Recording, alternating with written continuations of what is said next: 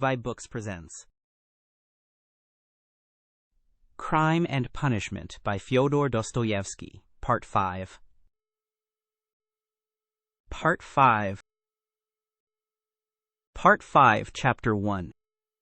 The morning that followed the fateful interview with Dunya and her mother brought sobering influences to bear on Pyotr Petrovich. Intensely unpleasant as it was, he was forced little by little to accept as a fact beyond recall what had seemed to him only the day before fantastic and incredible. The black snake of wounded vanity had been gnawing at his heart all night. When he got out of bed, Pyotr Petrovich immediately looked in the looking-glass. He was afraid that he had jaundice.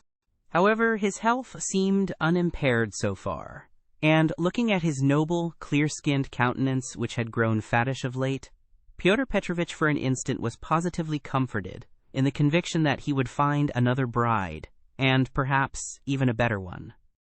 But coming back to the sense of his present position, he turned aside and spat vigorously, which excited a sarcastic smile in Andrei Semyonovich Lebeziatnikov, the young friend with whom he was staying. That smile Pyotr Petrovich noticed, and at once set it down against his young friend's account. He had set down a good many points against him of late. His anger was redoubled when he reflected that he ought not to have told Andrei Semyonovich about the result of yesterday's interview. That was the second mistake he had made in temper, through impulsiveness and irritability. Moreover, all that morning one unpleasantness followed another. He even found a hitch awaiting him in his legal case in the Senate. He was particularly irritated by the owner of the flat, which had been taken in view of his approaching marriage and was being redecorated at his own expense. The owner, a rich German tradesman, would not entertain the idea of breaking the contract which had just been signed and insisted on the full forfeit money, though Pyotr Petrovich would be giving him back the flat, practically redecorated. In the same way, the upholsterers refused to return a single ruble of the installment paid for the furniture purchased but not yet removed to the flat. Am I to get married simply for the sake of the furniture? Pyotr Petrovich ground his teeth, and at the same time once more he had a gleam of desperate hope. Can all that be really so irrevocably over? Is it no use to make another effort? The thought of Dunya sent a voluptuous pang through his heart. He endured anguish at that moment, and if it had been possible to slay Raskolnikov instantly by wishing it, Pyotr Petrovich would promptly have uttered the wish. It was my mistake, too, not to have given them money, he thought, as he returned dejectedly to Lebeziatnikov's room. And why on earth was I such a Jew? It was false economy. I meant to keep them without a penny so that they should turn to me as their providence, and look at them. Phoo! If I'd spent some 1,500 rubles on them for the trousseau and presents, on knickknacks, dressing cases, jewelry, materials, and all that sort of trash from Knopp's and the English shop, my position would have been better and stronger. They could not have refused me so easily. They're the sort of people that would feel bound to return money and presents if they broke it off, and they would find it hard to do it. And their conscience would prick them. How can we dismiss a man who has hitherto been so generous and delicate? I've made a blunder. And grinding his teeth again, Pyotr Petrovich called himself a fool, but not aloud, of course. He returned home, twice as irritated and angry as before. The preparations for the funeral dinner at Katerina Ivanovna's excited his curiosity as he passed. He had heard about it the day before. He fancied, indeed, that he had been invited, but absorbed in his own cares, he had paid no attention. Inquiring of Madame Lipovexel, who was busy laying the table while Katerina Ivanovna was away at the cemetery, he heard that the entertainment was to be a great affair, that all the lodgers had been invited, among them some who had not known the dead man, that even Andrei Semyonovich Lebeziatnikov was invited in spite of his previous quarrel with Katerina Ivanovna, that he, Pyotr Petrovich, was not only invited, but was eagerly expected as he was the most important of the lodgers. Amalia Ivanovna herself had been invited with great ceremony in spite of the recent unpleasantness, and so she was very busy with preparations and was taking a positive pleasure in them. She was, moreover, dressed up to the nines, all in new black silk, and she was proud of it. All this suggested an idea to Pyotr Petrovich, and he went into his room, or rather Lebeziatnikov's, somewhat thoughtful. He had learnt that Raskolnikov was to be one of the guests. Andrei Semyonovitch had been at home all the morning. The attitude of Pyotr Petrovitch to this gentleman was strange, though perhaps natural. Pyotr Petrovitch had despised and hated him from the day he came to stay with him, and at the same time he seemed somewhat afraid of him. He had not come to stay with him on his arrival in Petersburg simply from parsimony, though that had been perhaps his chief object. He had heard of Andrei Semyonovitch, who had once been his ward, as a leading young progressive who was taking an important part in certain interesting circles, the doings of which were a legend in the provinces. It had impressed Pyotr Petrovitch. These powerful, omniscient circles, who despised everyone and showed everyone up, had long inspired in him a peculiar but quite vague alarm. He had not, of course, been able to form even an approximate notion of what they meant. He, like everyone, had heard that there were, especially in Petersburg, progressives of some sort, nihilists and so on, and, like many people, he exaggerated and distorted the significance of those words to an absurd degree. What for many years past he had feared more than anything was being shown up, and this was the chief ground for his continual uneasiness at the thought of transferring his business to Petersburg. He was afraid of this, as little children are sometimes panic-stricken. Some years before, when he was just entering on his own career, he had come upon 2 cases in which rather important personages in the province, patrons of his, had been cruelly shown up. One instance had ended in great scandal for the person attacked, and the other had very nearly ended in serious trouble. For this reason, Pyotr Petrovitch intended to go into the subject as soon as he reached Petersburg, and if necessary, to anticipate contingencies by seeking the favor of our younger generation. He relied on Andrei Semyonovitch for this, and before his visit to Raskolnikov, he had succeeded in picking up some current phrases. He soon discovered that Andrei Semyonovitch was a commonplace simpleton, but that by no means reassured Pyotr Petrovitch. Even if he had been certain that all the progressives were fools like him, it would not have allayed his uneasiness. All the doctrines, the ideas, the systems with which Andrei Semyonovitch pestered him had no interest for him. He had his own object. He simply wanted to find out at once what was happening here. Had these people any power or not? Had he anything to fear from them? Would they expose any enterprise of his? And what precisely was now the object of their attacks? Could he somehow make up to them and get round them if they really were powerful? Was this the thing to do or not? Couldn't he gain something through them? In fact, hundreds of questions presented themselves. Andrei Semyonovitch was an anemic, scrofulous little man, with strangely flaxen mutton-chop whiskers, of which he was very proud. He was a clerk, and had almost always something wrong with his eyes. He was rather soft-hearted, but self-confident and sometimes extremely conceited in speech, which had an absurd effect, incongruous with his little figure. He was one of the lodgers most respected by Amalia Ivanovna, for he did not get drunk and paid regularly for his lodgings. Andrei Semyonovitch really was rather stupid. He attached himself to the cause of progress and our younger generation from enthusiasm. He was one of the numerous and varied legion of dullards, of half-animate abortions, conceited, half-educated coxcombs, who attach themselves to the idea most in fashion only to vulgarize it, and who caricature every cause they serve, however sincerely. Though Lebeziatnikov was so good-natured, he too was beginning to dislike Pyotr Petrovitch. This happened on both sides unconsciously. However simple Andrei Semyonovitch might be, he began to see that Pyotr Petrovitch was duping him and secretly despising him, and that, quote, he was not the right sort of man. He had tried expounding to him the system of Fourier and the Darwinian theory, but of late Pyotr Petrovitch began to listen too sarcastically and even to be rude. The fact was, he had begun instinctively to guess that Lebeziatnikov was not merely a commonplace simpleton, but perhaps a liar too, and that he had no connections of any consequence even in his own circle, but had simply picked things up third hand.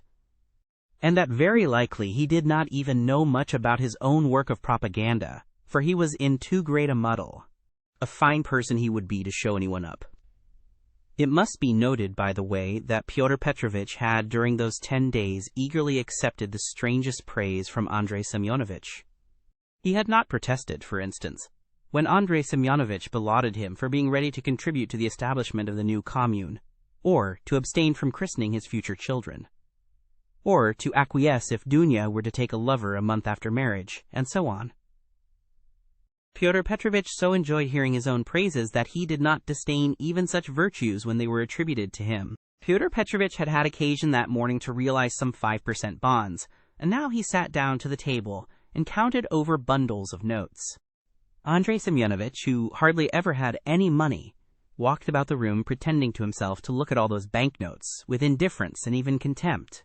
Nothing would have convinced Pyotr Petrovitch that Andrei Semyonovitch could really look on the money unmoved, and the latter, on his side, kept thinking bitterly that Pyotr Petrovitch was capable of entertaining such an idea about him, and was, perhaps, glad of the opportunity of teasing his young friend by reminding him of his inferiority and the great difference between them. He found him incredibly inattentive and irritable, though he, Andrei Semyonovitch, began enlarging on his favorite subject, the foundation of a new special commune. The brief remarks that dropped from Pyotr Petrovitch between the clicking of the beads on the reckoning frame betrayed unmistakable and discourteous irony. But the humane Andrei Semyonovitch ascribed Pyotr Petrovitch's ill humor to his recent breach with Dunya, and he was burning with impatience to discourse on that theme. He had something progressive to say on the subject, which might console his worthy friend, and could not fail to promote his development. "There is some sort of festivity being prepared at the widow's, isn't there?" Pyotr Petrovitch asked suddenly, interrupting Andrei Semyonovitch at the most interesting passage. "Why, don't you know? Why, I was telling you last night what I think about all such ceremonies. And she invited you too, I heard. You were talking to her yesterday. I should never have expected that beggarly fool would have spent on this feast all the money she got from that other fool, Raskolnikov. I was surprised just now as I came through at the preparations there. The wines. Several people are invited.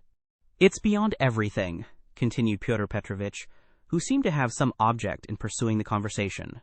"What? You say I am asked too? When was that?" "I don't remember. But I shan't go. Why should I? I only said a word to her in passing yesterday of the possibility of her obtaining a year's salary as a destitute widow of a government clerk. I suppose she has invited me on that account, hasn't she? He he he." "I don't intend to go either," said Lebeziatnikov. "I should think not, after giving her a thrashing. You might well hesitate, he. "Who thrashed? Whom?" cried Lebeziatnikov, flustered and blushing. "Why, you thrashed Katerina Ivanovna a month ago." "He won. I heard so yesterday. So that's what your convictions amount to. And the woman question, too, wasn't quite sound. Hey. And Pyotr Petrovitch, as though comforted, went back to clicking his beads. "It's all slander and nonsense," cried Lebeziatnikov, who was always afraid of allusions to the subject. "It was not like that at all. It was quite different. You've heard it wrong. It's a libel. I was simply defending myself. She rushed at me first with her nails. She pulled out all my whiskers. It's permissible for anyone, I should hope, to defend himself, and I never allow anyone to use violence to me on principle, for it's an act of despotism. What was I to do? I simply pushed her back." "He. Luzhin went on, laughing maliciously. "You keep on like that because you are out of humor yourself. But that's nonsense, and it has nothing whatever to do with the woman question. You don't understand. I used to think, indeed, that if women are equal to men in all respects, even in strength, as is maintained now, there ought to be equality in that too. Of course, I reflected afterwards that such a question ought not really to arise, for there ought not to be fighting, and in the future society fighting is unthinkable, and that it would be a queer thing to seek for equality in fighting. I am not so stupid, though of course there is fighting. There won't be later, but at present there is. Confound it! How muddled one gets with you. It's not on that account that I am not going. I am not going on principle, not to take part in the revolting convention of memorial dinners. That's why.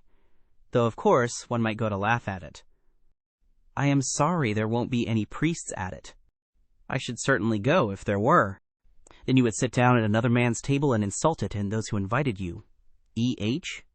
Certainly not insult, but protest. I should do it with a good object. I might indirectly assist the cause of enlightenment and propaganda, It's a duty of every man to work for enlightenment and propaganda, and the more harshly, perhaps, the better. I might drop a seed, an idea, and something might grow up from that seed. How should I be insulting them? They might be offended at first, but afterwards they'd see I'd done them a service. Terabieva, who is in the community now, was blamed, because when she left her family and devoted herself, she wrote to her father and mother that she wouldn't go on living conventionally, and was entering on a free marriage, and it was said that that was too harsh, that she might have spared them and have written more kindly. I think that's all nonsense, and there's no need of softness. On the contrary, what's wanted is protest. Varence had been married 7 years. She abandoned her 2 children. She told her husband straight out in a letter, "I have realized that I cannot be happy with you. I can never forgive you that you have deceived me by concealing from me that there is another organization of society by means of the communities. I have only lately learned it from a great-hearted man, to whom I have given myself, and with whom I am establishing a community. I speak plainly because I consider it dishonest to deceive you. Do as you think best. Do not hope to get me back, you are too late. I hope you will be happy." That's how letters like that ought to be written. Is that Terabieva the one you said had made a 3rd free marriage? No, it's only the 2nd, really. But what if it were the 4th? What if it were the 15th? That's all nonsense. And if ever I regretted the death of my father and mother, it is now, and I sometimes think if my parents were living, what a protest I would have aimed at them. I would have done something on purpose. I would have shown them. I would have astonished them. I am really sorry there is no one. To surprise! Well, be that as you will, Pyotr Petrovitch interrupted. But tell me this, do you know the dead man's daughter? The delicate-looking little thing? It's true what they say about her, isn't it? What of it? I think, that is, it is my own personal conviction that this is the normal condition of women. Why not, distinct ones? In our present society, it is not altogether normal, because it is compulsory. But in the future society, it will be perfectly normal, because it will be voluntary. Even as it is, she was quite right. She was suffering, and that was her asset, so to speak, her capital, which she had a perfect right to dispose of. Of course, in the future society there will be no need of assets, but her part will have another significance, rational, and in harmony with her environment. As to Sofia Semyonovna personally, I regard her action as a vigorous protest against the organization of society, and I respect her deeply for it. I rejoice indeed when I look at her. I was told that you got her turned out of these lodgings. Lebeziatnikov was enraged. "That's another slander," he yelled. It was not so at all. That was all Katerina Ivanovna's invention, for she did not understand. And I never made love to Sofia Semyonovna. I was simply developing her, entirely disinterestedly, trying to rouse her to protest. All I wanted was her protest, and Sofia Semyonovna could not have remained here anyway. Have you asked her to join your community? You keep on laughing, and very inappropriately. Allow me to tell you. You don't understand. There is no such role in a community. The community is established that there should be no such roles. In a community, such a role is essentially transformed, and what is stupid here is sensible. There, what, under present conditions, is unnatural, becomes perfectly natural in the community. It all depends on the environment. It's all the environment, and man himself is nothing. And I am on good terms with Sofia Semyonovna to this day, which is a proof that she never regarded me as having wronged her. I am trying now to attract her to the community, but on quite a different footing. What are you laughing at? We are trying to establish a community of our own, a special one, on a broader basis. We have gone further in our convictions.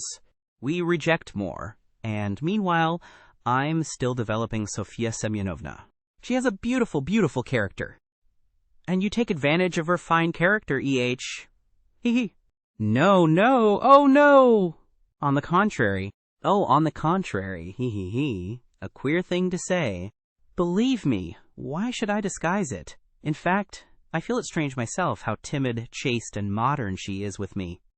And you, of course, are developing her. Hee. Trying to prove to her that all that modesty is nonsense? Not at all. How coarsely, how stupidly. Excuse me saying so, you misunderstand the word development. Good heavens, how Crude you still are. We are striving for the freedom of women, and you have only one idea in your head. Setting aside the general question of chastity and feminine modesty as useless in themselves and indeed prejudices, I fully accept her chastity with me, because that's for her to decide. Of course, if she were to tell me herself that she wanted me, I should think myself very lucky, because I like the girl very much. But as it is, no one has ever treated her more courteously than I, with more respect for her dignity.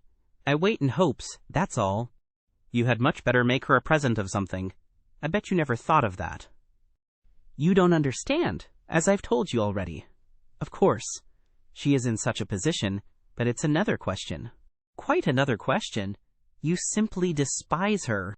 Seeing a fact which you mistakenly consider deserving of contempt, you refuse to take a humane view of a fellow creature. You don't know what a character she is. I am only sorry that of late she has quite given up reading and borrowing books. I used to lend them to her. I am sorry, too, that with all the energy and resolution in protesting, which she has already shown once, she has little self-reliance, little, so to say, independence, so as to break free from certain prejudices and certain foolish ideas.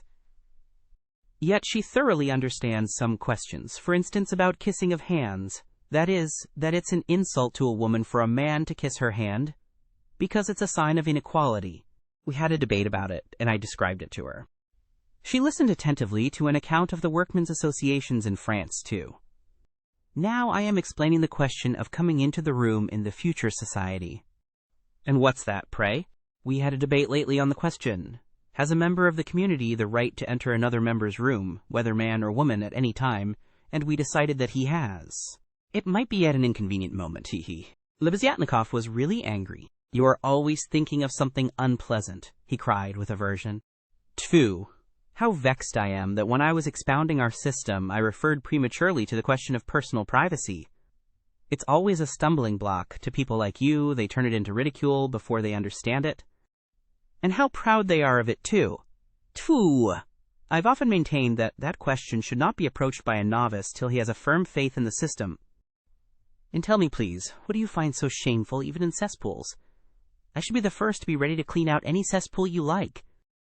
And it's not a question of self-sacrifice, it's simply work, honorable, useful work, which is as good as any other and much better than the work of a Raphael and a Pushkin, because it is more useful. And more honorable, he. What do you mean by more honorable?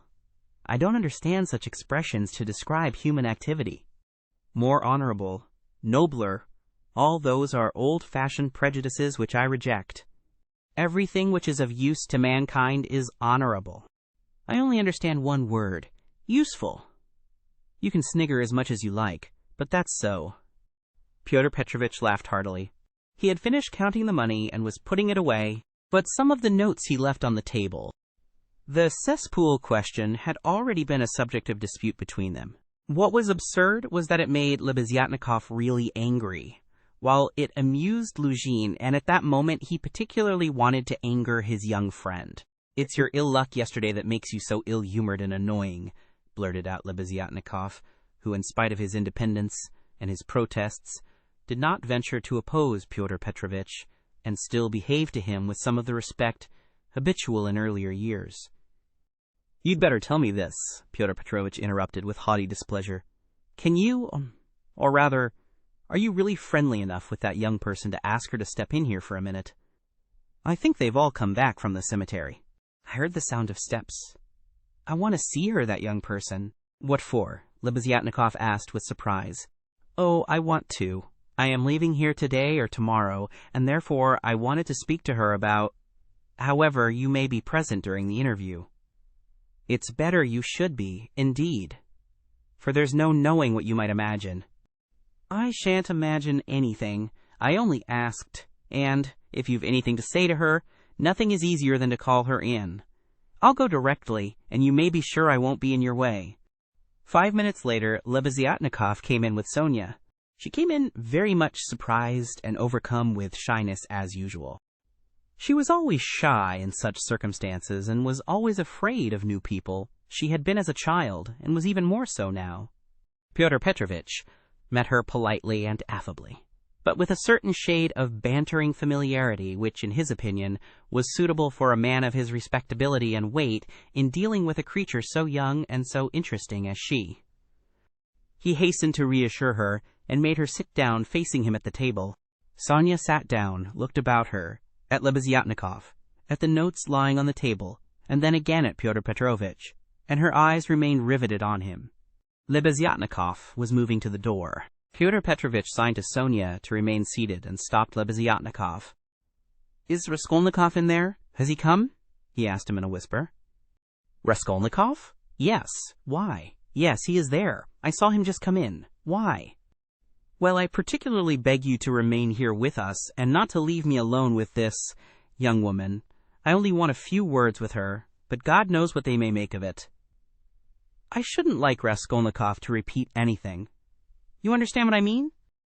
"I understand." Lebeziatnikov saw the point. "Yes, you are right. Of course, I am convinced personally that you have no reason to be uneasy, but still, you are right. Certainly I'll stay. I'll stand here at the window and not be in your way. I think you are right." Pyotr Petrovitch returned to the sofa, sat down opposite Sonia, looked attentively at her, and assumed an extremely dignified, even severe expression, as much as to say, "Don't you make any mistake, madam." Sonia was overwhelmed with embarrassment. "In the first place, Sofya Semyonovna, will you make my excuses to your respected mamma? That's right, isn't it? Katerina Ivanovna stands in the place of a mother to you?" Pyotr Petrovitch began with great dignity, though affably. It was evident that his intentions were friendly. "Quite so, yes, the place of a mother," Sonia answered, timidly and hurriedly. "Then will you make my apologies to her? Through inevitable circumstances I am forced to be absent, and shall not be at the dinner in spite of your mamma's kind invitation." "Yes, I'll tell her at once." And Sonia hastily jumped up from her seat. "Wait, that's not all." Pyotr Petrovitch detained her, smiling at her simplicity and ignorance of good manners. "And you know me little, my dear Sofya Semyonovna. If you suppose I would have ventured to trouble a person like you for a matter of so little consequence affecting myself only, I have another object." Sonia sat down hurriedly. Her eyes rested again for an instant on the gray and rainbow-colored notes that remained on the table, but she quickly looked away and fixed her eyes on Pyotr Petrovitch. She felt it horribly indecorous, especially for her, to look at another person's money. She stared at the gold eyeglass which Pyotr Petrovitch held in his left hand, and at the massive and extremely handsome ring, with a yellow stone on his middle finger. But suddenly she looked away and, not knowing where to turn, ended by staring Pyotr Petrovitch again straight in the face. After a pause of still greater dignity, he continued. "I chanced yesterday in passing to exchange a couple of words with Katerina Ivanovna, poor woman. That was sufficient to enable me to ascertain that she is in a position preternatural, if one may so express it." "Yes, preternatural," Sonia hurriedly assented. "Or it would be simpler and more comprehensible to say ill." "Yes, simpler and more comprehend. Yes, ill." "Quite so. So then, from a feeling of humanity and, so to speak, compassion, I should be glad to be of service to her in any way, foreseeing her unfortunate position. I believe the whole of this poverty-stricken family depends now entirely on you." "Allow me to ask." Sonia rose to her feet. "Did you say something to her yesterday of the possibility of a pension? Because she told me you had undertaken to get her one. Was that true?" "Not in the slightest, and indeed it's an absurdity. I merely hinted at her obtaining temporary assistance as the widow of an official who had died in the service, if only she has patronage. But apparently your late parent had not served his full term, and had not indeed been in the service at all of late. In fact, if there could be any hope, it would be very ephemeral, because there would be no claim for assistance in that case, far from it. And she is dreaming of a pension already, he. Go ahead, lady." "Yes, she is, for she is credulous and good-hearted, and she believes everything from the goodness of her heart, and she is like that, yes." "You must excuse her," said Sonia, and again she got up to go. "But you haven't heard what I have to say. No, I haven't heard, muttered Sonia. Then sit down. She was terribly confused. She sat down again a third time. Seeing her position with her unfortunate little ones, I should be glad, as I have said before, so far as lies in my power, to be of service, that is, so far as is in my power, not more. One might, for instance, get up a subscription for her, or a lottery, something of the sort, such as is always arranged in such cases by friends, or even outsiders desirous of assisting people. It was of that I intended to speak to you. It might be done. Yes, God will repay you for it, faltered Sonia, gazing intently at Pyotr Petrovitch. It might be, but we will talk of it later. We might begin it today, we will talk it over this evening, and lay the foundation, so to speak. Come to me at 7 o'clock. Mr. Lebeziatnikov, I hope, will assist us. But there is one circumstance of which I ought to warn you beforehand, and for which I venture to trouble you, Sofia Semyonovna, to come here. In my opinion, money cannot be. Indeed, it's unsafe to put it into Katerina Ivanovna's own hands. The dinner today is a proof of that. Though she has not, so to speak, a crust of bread for tomorrow and, well, boots or shoes or anything, she has bought today Jamaica rum and even, I believe, Madeira and coffee. I saw it as I passed through. Tomorrow it will all fall upon you again. They won't have a crust of bread. It's absurd, really. And so, to my thinking, a subscription ought to be raised so that the unhappy widow should not know of the money, but only you, for instance. Am I right? I don't know. This is only today, once in her life. She was so anxious to do honor, to celebrate the memory. And she is very sensible, but just as you think and I shall be very, they will all be, and God will reward, and the orphans. Sonia burst into tears. Very well then, keep it in mind. And now, will you accept for the benefit of your relation the small sum that I am able to spare, from me personally? I am very anxious that my name should not be mentioned in connection with it. Here, having, so to speak, anxieties of my own, I cannot do more. And Pyotr Petrovitch held out to Sonia a 10-ruble note carefully unfolded. Sonia took it, flushed crimson, jumped up, muttered something, and began taking leave. Pyotr Petrovitch accompanied her ceremoniously to the door. She got out of the room at last, agitated and distressed, and returned to Katerina Ivanovna, overwhelmed with confusion. All this time, the Lebeziatnikov had stood at the window or walked about the room, anxious not to interrupt the conversation. When Sonia had gone, he walked up to Pyotr Petrovitch and solemnly held out his hand. I heard and saw everything, he said, laying stress on the last verb. That is honorable, I mean to say. It's humane. You wanted to avoid gratitude, I saw.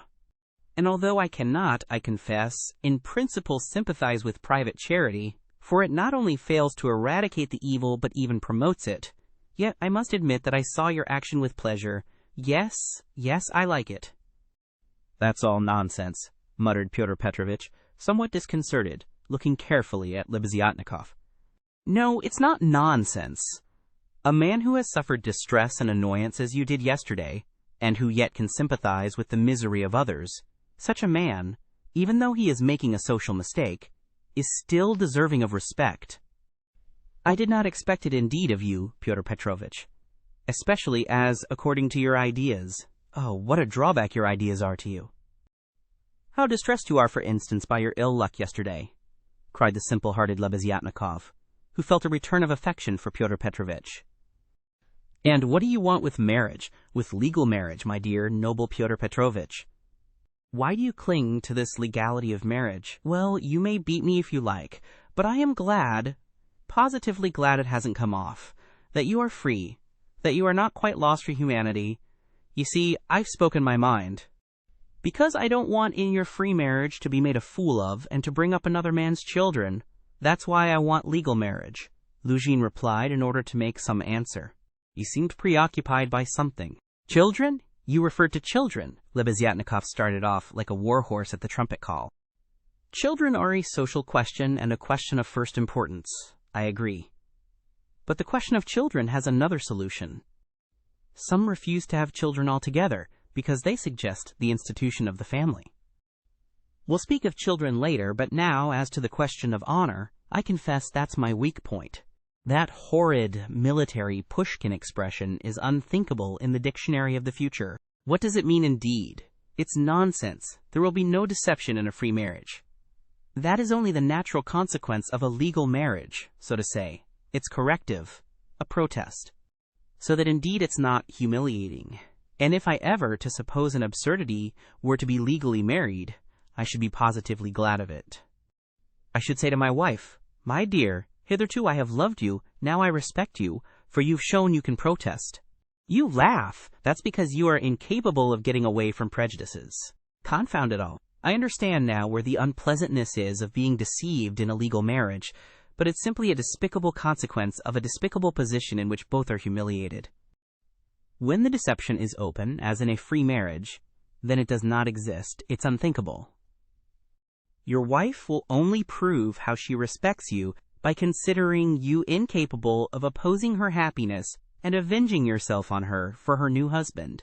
Damn it all. I sometimes dream if I were to be married. If I were to marry, legally or not, it's just the same. I should present my wife with a lover if she had not found one for herself. My dear, I should say, I love you, but even more than that, I desire you to respect me. See? Am I not right? Pyotr Petrovitch sniggered as he listened, but without much merriment. He hardly heard it indeed. He was preoccupied with something else, and even Lebeziatnikov at last noticed it. Pyotr Petrovitch seemed excited and rubbed his hands. Lebeziatnikov remembered all this and reflected upon it afterwards. Part 5, Chapter 2. It would be difficult to explain exactly what could have originated the idea of that senseless dinner in Katerina Ivanovna's disordered brain. Nearly 10 of the 20 rubles given by Raskolnikov for Marmeladov's funeral were wasted upon it.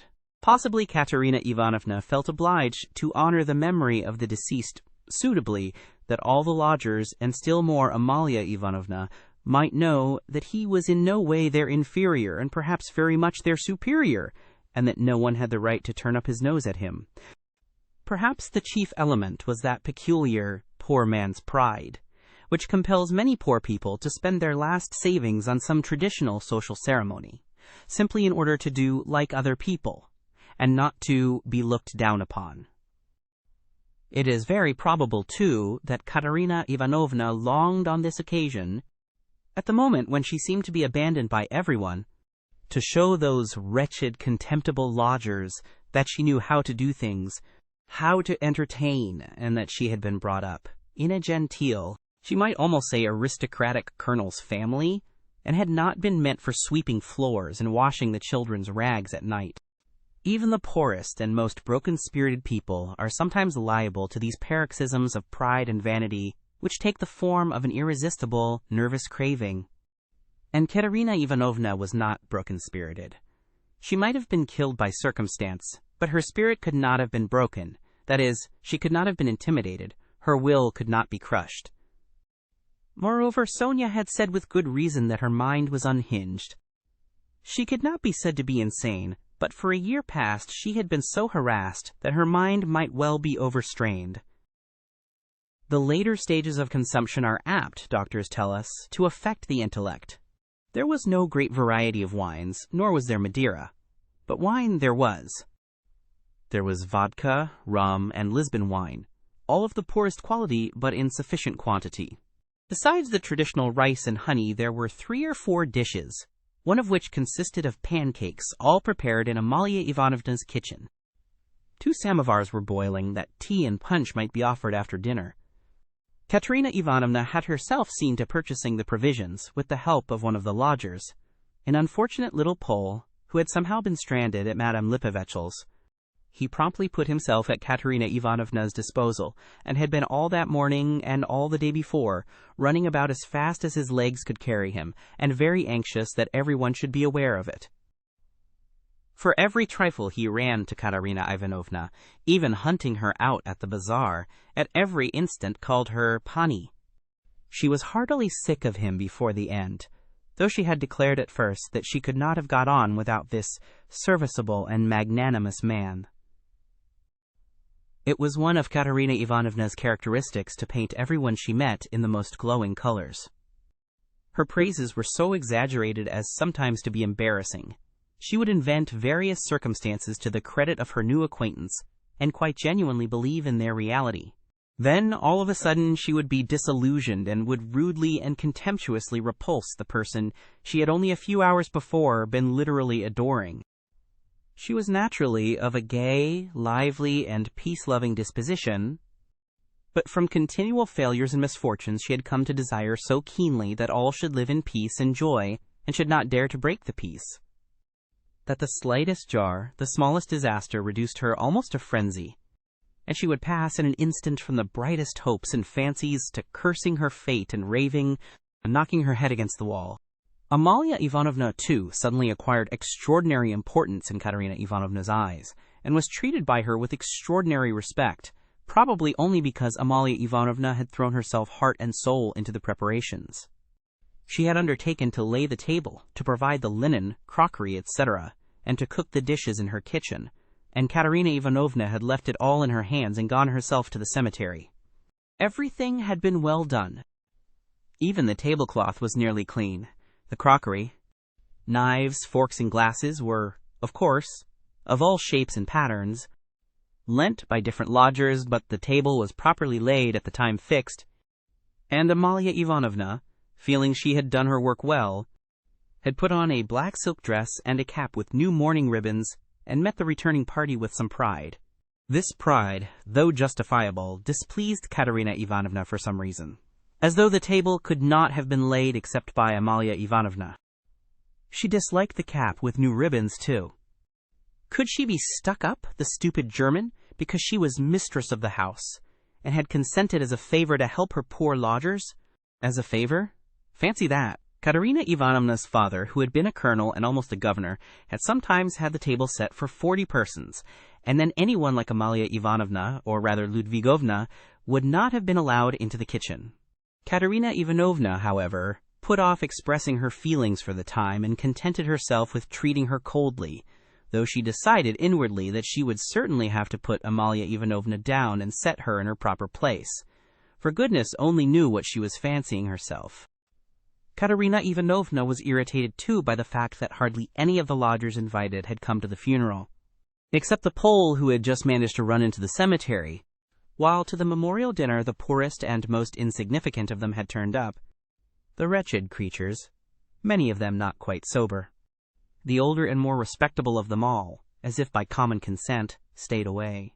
Pyotr Petrovitch Luzhin, for instance, who might be said to be the most respectable of all the lodgers, did not appear, though Katerina Ivanovna had the evening before told all the world, that is, Amalia Ivanovna, Polenka, Sonia, and the Pole, that he was the most generous, noble-hearted man with a large property and vast connections, who had been a friend of her first husband's, and a guest in her father's house, and that he had promised to use all his influence to secure her a considerable pension. It must be noted that when Katerina Ivanovna exalted anyone's connections and fortune, it was without any ulterior motive, quite disinterestedly, for the mere pleasure of adding to the consequence of the person praised. Probably taking his cue from Luzhin, that contemptible wretch Lebeziatnikov had not turned up either. What did he fancy himself? He was only asked out of kindness, and because he was sharing the same room with Pyotr Petrovitch and was a friend of his, so that it would have been awkward not to invite him.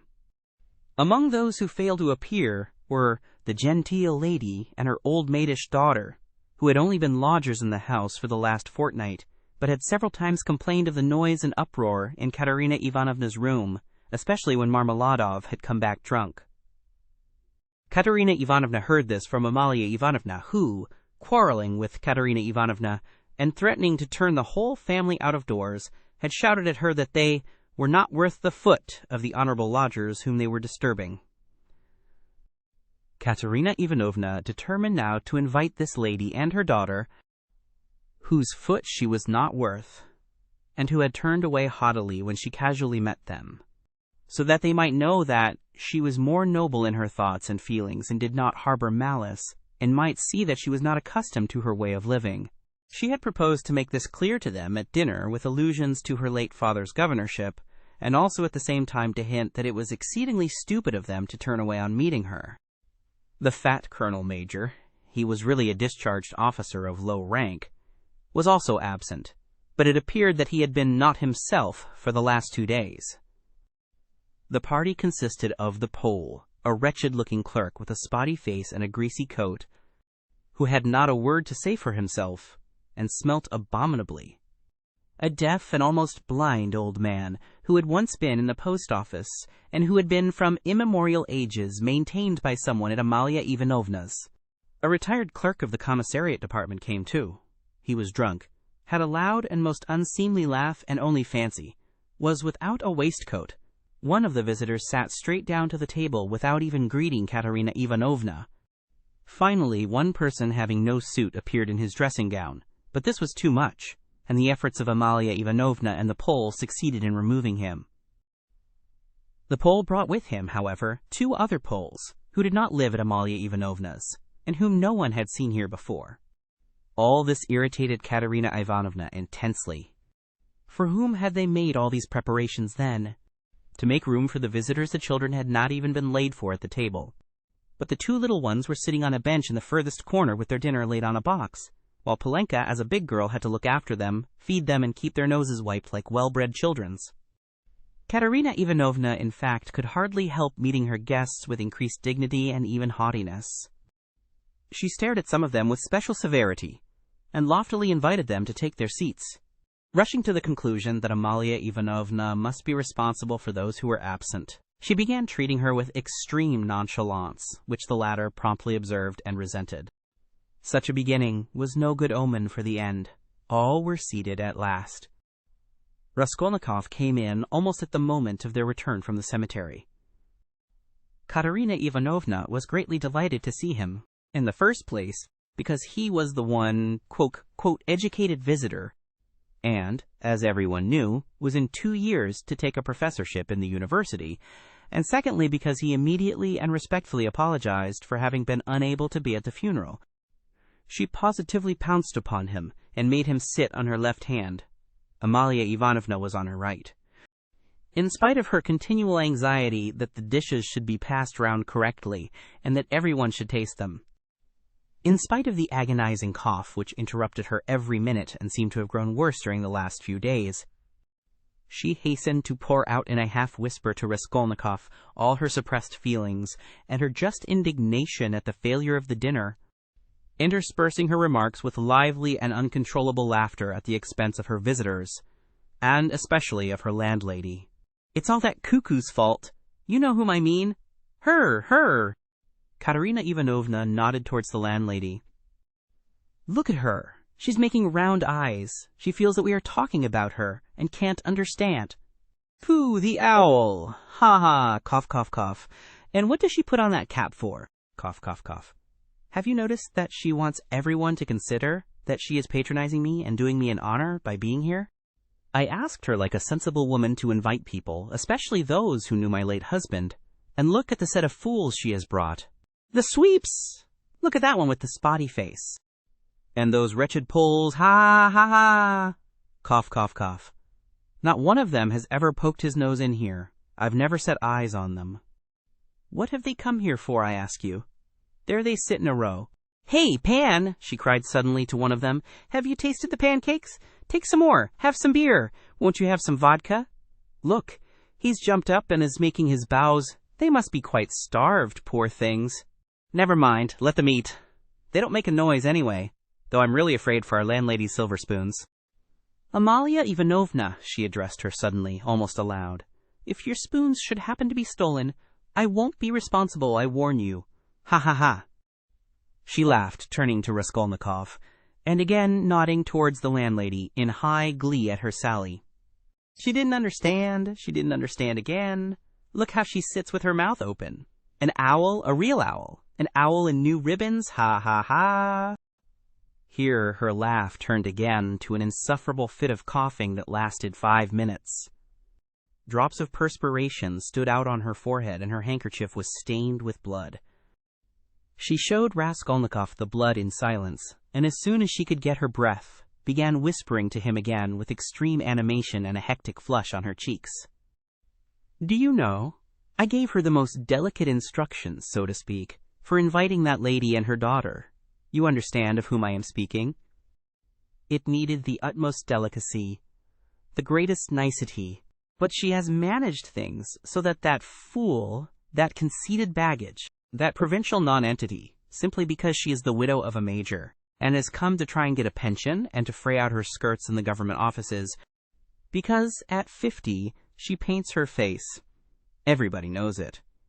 A creature like that did not think fit to come, and has not even answered the invitation, which the most ordinary good manners required.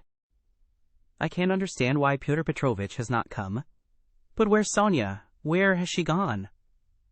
Ah, there she is at last. What is it, Sonia? Where have you been? It's odd that even at your father's funeral you should be so unpunctual. Rodion Romanovitch, make room for her beside you.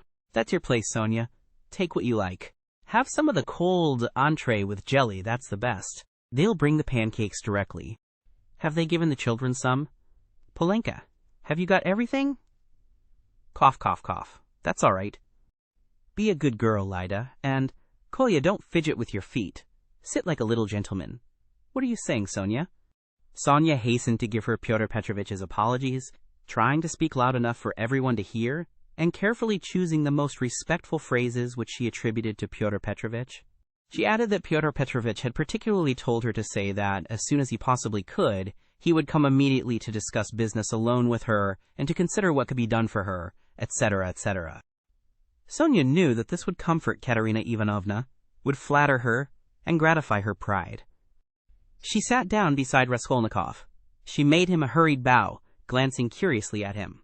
But for the rest of the time she seemed to avoid looking at him, or speaking to him. She seemed absent-minded, though she kept looking at Katerina Ivanovna, trying to please her. Neither she nor Katerina Ivanovna had been able to get mourning. Sonia was wearing dark brown, and Katerina Ivanovna had on her only dress a dark striped cotton one. The message from Pyotr Petrovitch was very successful. Listening to Sonia with dignity, Katerina Ivanovna inquired with equal dignity how Pyotr Petrovitch was, then at once whispered almost aloud to Raskolnikov that it certainly would have been strange for a man of Pyotr Petrovitch's position and standing to find himself in such extraordinary company, in spite of his devotion to her family and his old friendship with her father. That's why I am so grateful to you, Rodion Romanovitch, that you have not disdained my hospitality, even in such surroundings, she added almost aloud. But I am sure that it was only your special affection for my poor husband that has made you keep your promise. Then once more with pride and dignity she scanned her visitors, and suddenly inquired aloud across the table of the deaf man, wouldn't he have some more meat, and had he been given some wine? The old man made no answer, and for a long while could not understand what he was asked, though his neighbors amused themselves by poking and shaking him. He simply gazed about him with his mouth open, which only increased the general mirth. What an imbecile! Look, look! Why was he brought? But as to Pyotr Petrovitch, I always had confidence in him. Katerina Ivanovna continued. And, of course, he is not like... With an extremely stern face she addressed Amalia Ivanovna so sharply and loudly that the latter was quite disconcerted. Not like your dressed-up draggletails whom my father would not have taken as cooks into his kitchen. And my late husband would have done them honor if he had invited them in the goodness of his heart. Yes, he was fond of drink, he was fond of it. He did drink, cried the commissariat clerk, gulping down his 12th glass of vodka. My late husband certainly had that weakness, and everyone knows it. Katerina Ivanovna attacked him at once, but he was a kind and honorable man who loved and respected his family. The worst of it was his good nature made him trust all sorts of disreputable people, and he drank with fellows who were not worth the sole of his shoe. Would you believe it, Rodion Romanovitch? They found a gingerbread cock in his pocket. He was dead drunk, but he did not forget the children. A cock? Did you say a cock? Shouted the commissariat clerk. Katerina Ivanovna did not vouchsafe a reply. She sighed, lost in thought. No doubt you think, like everyone, that I was too severe with him, she went on, addressing Raskolnikov. But that's not so. He respected me. He respected me very much. He was a kind-hearted man, and how sorry I was for him sometimes. He would sit in a corner and look at me. I used to feel so sorry for him. I used to want to be kind to him, and then would think to myself, be kind to him and he will drink again. It was only by severity that you could keep him within bounds. Yes, he used to get his hair pulled pretty often, roared the commissariat clerk again, swallowing another glass of vodka. Some fools would be the better for a good drubbing, as well as having their hair pulled. I am not talking of my late husband now, Katerina Ivanovna snapped at him. The flush on her cheeks grew more and more marked, her chest heaved. In another minute she would have been ready to make a scene. Many of the visitors were sniggering, evidently delighted. They began poking the commissariat clerk and whispering something to him. They were evidently trying to egg him on. "Allow me to ask, what are you alluding to?" began the clerk. "That is to say, about whom? Did you say just now? But I don't care." "That's nonsense." "Widow, I forgive you. Pass." And he took another drink of vodka. Raskolnikov sat in silence, listening with disgust. He only ate from politeness, just tasting the food that Katerina Ivanovna was continually putting on his plate, to avoid hurting her feelings. He watched Sonia intently. But Sonia became more and more anxious and distressed. She too foresaw that the dinner would not end peaceably, and saw with terror Katerina Ivanovna's growing irritation. She knew that she, Sonia, was the chief reason for the genteel lady's contemptuous treatment of Katerina Ivanovna's invitation. She had heard from Amalia Ivanovna that the mother was positively offended at the invitation, and had asked the question, how could she let her daughter sit down beside that young person? Sonia had a feeling that Katerina Ivanovna had already heard this, and an insult to Sonia meant more to Katerina Ivanovna than an insult to herself, her children, or her father. Sonia knew that Katerina Ivanovna would not be satisfied now, till she had shown those draggle-tails that they were both. To make matters worse, someone passed Sonia, from the other end of the table, a plate with 2 hearts pierced with an arrow, cut out of black bread. Katerina Ivanovna flushed crimson, and at once said aloud across the table that the man who sent it was a drunken ass. Amalia Ivanovna was foreseeing something amiss, and at the same time deeply wounded by Katerina Ivanovna's haughtiness, and to restore the good humor of the company, and raise herself in their esteem, she began, apropos of nothing, telling a story about an acquaintance of hers, Karl from the chemist's, who was driving one night in a cab, and that, quote, the cabman wanted him to kill, and Karl very much begged him not to kill, and wept and clasped hands, and frightened and from fear pierced his heart. Though Katerina Ivanovna smiled, she observed at once that Amalia Ivanovna ought not to tell anecdotes in Russian. The latter was still more offended, and she retorted that her Vater aus Berlin was a very important man and always went with his hands in pockets. Katerina Ivanovna could not restrain herself, and laughed so much that Amalia Ivanovna lost patience and could scarcely control herself. "Listen to the owl!" Katerina Ivanovna whispered at once, her good humor almost restored. She meant to say he kept his hands in his pockets, but she said he put his hands in people's pockets. Cough, cough. "And have you noticed, Rodion Romanovitch, that all these Petersburg foreigners, the Germans especially, are all stupider than we? Can you fancy any one of us telling how Karl from the chemist's pierced his heart from fear, and that the idiot, instead of punishing the cabman, clasped his hands and wept, and much begged? Ah, the fool! And you know she fancies it's very touching, and does not suspect how stupid she is. To my thinking, that drunken commissariat clerk is a great deal cleverer. Anyway, one can see that he has addled his brains with drink, but you know, these foreigners are always so well behaved and serious. Look how she sits glaring. She is angry, ha-ha. Cough, cough, cough. Regaining her good humor, Katerina Ivanovna began at once telling Raskolnikov that when she had obtained her pension, she intended to open a school for the daughters of gentlemen in her native town, T. This was the first time she had spoken to him of the project, and she launched out into the most alluring details. It suddenly appeared that Katerina Ivanovna had in her hands the very certificate of honor of which Marmeladov had spoken to Raskolnikov in the tavern, when he told him that Katerina Ivanovna, his wife, had danced the shawl dance before the governor and other great personages on leaving school. This certificate of honor was obviously intended now to prove Katerina Ivanovna's right to open a boarding school, but she had armed herself with it chiefly with the object of overwhelming those 2 stuck-up draggle-tails. If they came to the dinner, and proving incontestably that Katerina Ivanovna was of the most noble, she might even say aristocratic family, a colonel's daughter, and was far superior to certain adventuresses who have been so much to the fore of late. The certificate of honor immediately passed into the hands of the drunken guests, and Katerina Ivanovna did not try to retain it, for it actually contained the statement en toutes lettres that her father was of the rank of a major and also a companion of an order, so that she really was almost the daughter of a colonel. Warming up, Katerina Ivanovna proceeded to enlarge on the peaceful and happy life they would lead in tea, on the gymnasium teachers whom she would engage to give lessons in her boarding school, one a most respectable old Frenchman, one Mango, who had taught Katerina Ivanovna herself in old days and was still living in T, and would no doubt teach in her school on moderate terms.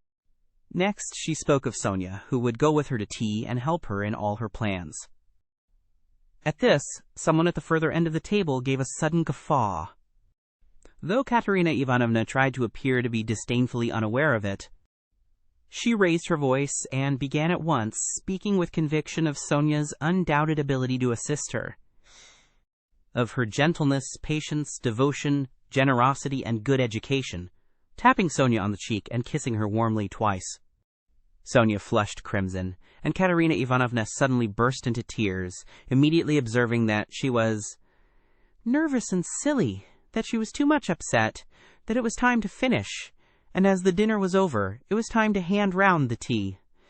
At that moment, Amalia Ivanovna, deeply aggrieved at taking no part in the conversation, and not being listened to, made one last effort, and with secret misgivings ventured on an exceedingly deep and weighty observation that, quote, in the future boarding school she would have to pay particular attention to dye washa, and that there certainly must be a good dame to look after the linen, and secondly, that the young ladies must not novels at night read. Katerina Ivanovna, who certainly was upset and very tired, as well as heartily sick of the dinner, at once cut short Amalia Ivanovna, saying she knew nothing about it and was talking nonsense, that it was the business of the laundry-maid and not of the directress of a high-class boarding school to look after dye wash. And as for novel reading, that was simply rudeness, and she begged her to be silent. Amalia Ivanovna fired up and, getting angry, observed that she only meant her good, and that she had meant her very good, and that it was long since she had paid her gold for the lodgings. Katerina Ivanovna at once set her down, saying that it was a lie to say she wished her good, because only yesterday, when her dead husband was lying on the table, she had worried her about the lodgings. To this Amalia Ivanovna very appropriately observed that she had invited those ladies, but those ladies had not come, because those ladies are ladies and cannot come to a lady who is not a lady. Katerina Ivanovna at once pointed out to her that as she was a slut she could not judge what made one really a lady. Amalia Ivanovna at once declared that her Vater aus Berlin was a very, very important man, and both hands in pockets went, and always used to say, "Poof! Poof!" And she leapt up from the table to represent her father, sticking her hands in her pockets, puffing her cheeks, and uttering vague sounds resembling "poof! Poof!" amid loud laughter from all the lodgers, who purposely encouraged Amalia Ivanovna, hoping for a fight. But this was too much for Katerina Ivanovna, and she at once declared, so that all could hear, that Amalia Ivanovna probably never had a father, but was simply a drunken Petersburg Finn, and had certainly once been a cook, and probably something worse. Amalia Ivanovna turned as red as a lobster, and squealed that perhaps Katerina Ivanovna never had a father, but she had a Vater aus Berlin, and that he wore a long coat and always said "poof, poof, poof." Katerina Ivanovna observed contemptuously that all knew what her family was, and that on that very certificate of honor it was stated in print that her father was a colonel, while Amalia Ivanovna's father, if she really had one, was probably some Finnish milkman, but that probably she never had a father at all, since it was still uncertain whether her name was Amalia Ivanovna or Amalia Ludvigovna.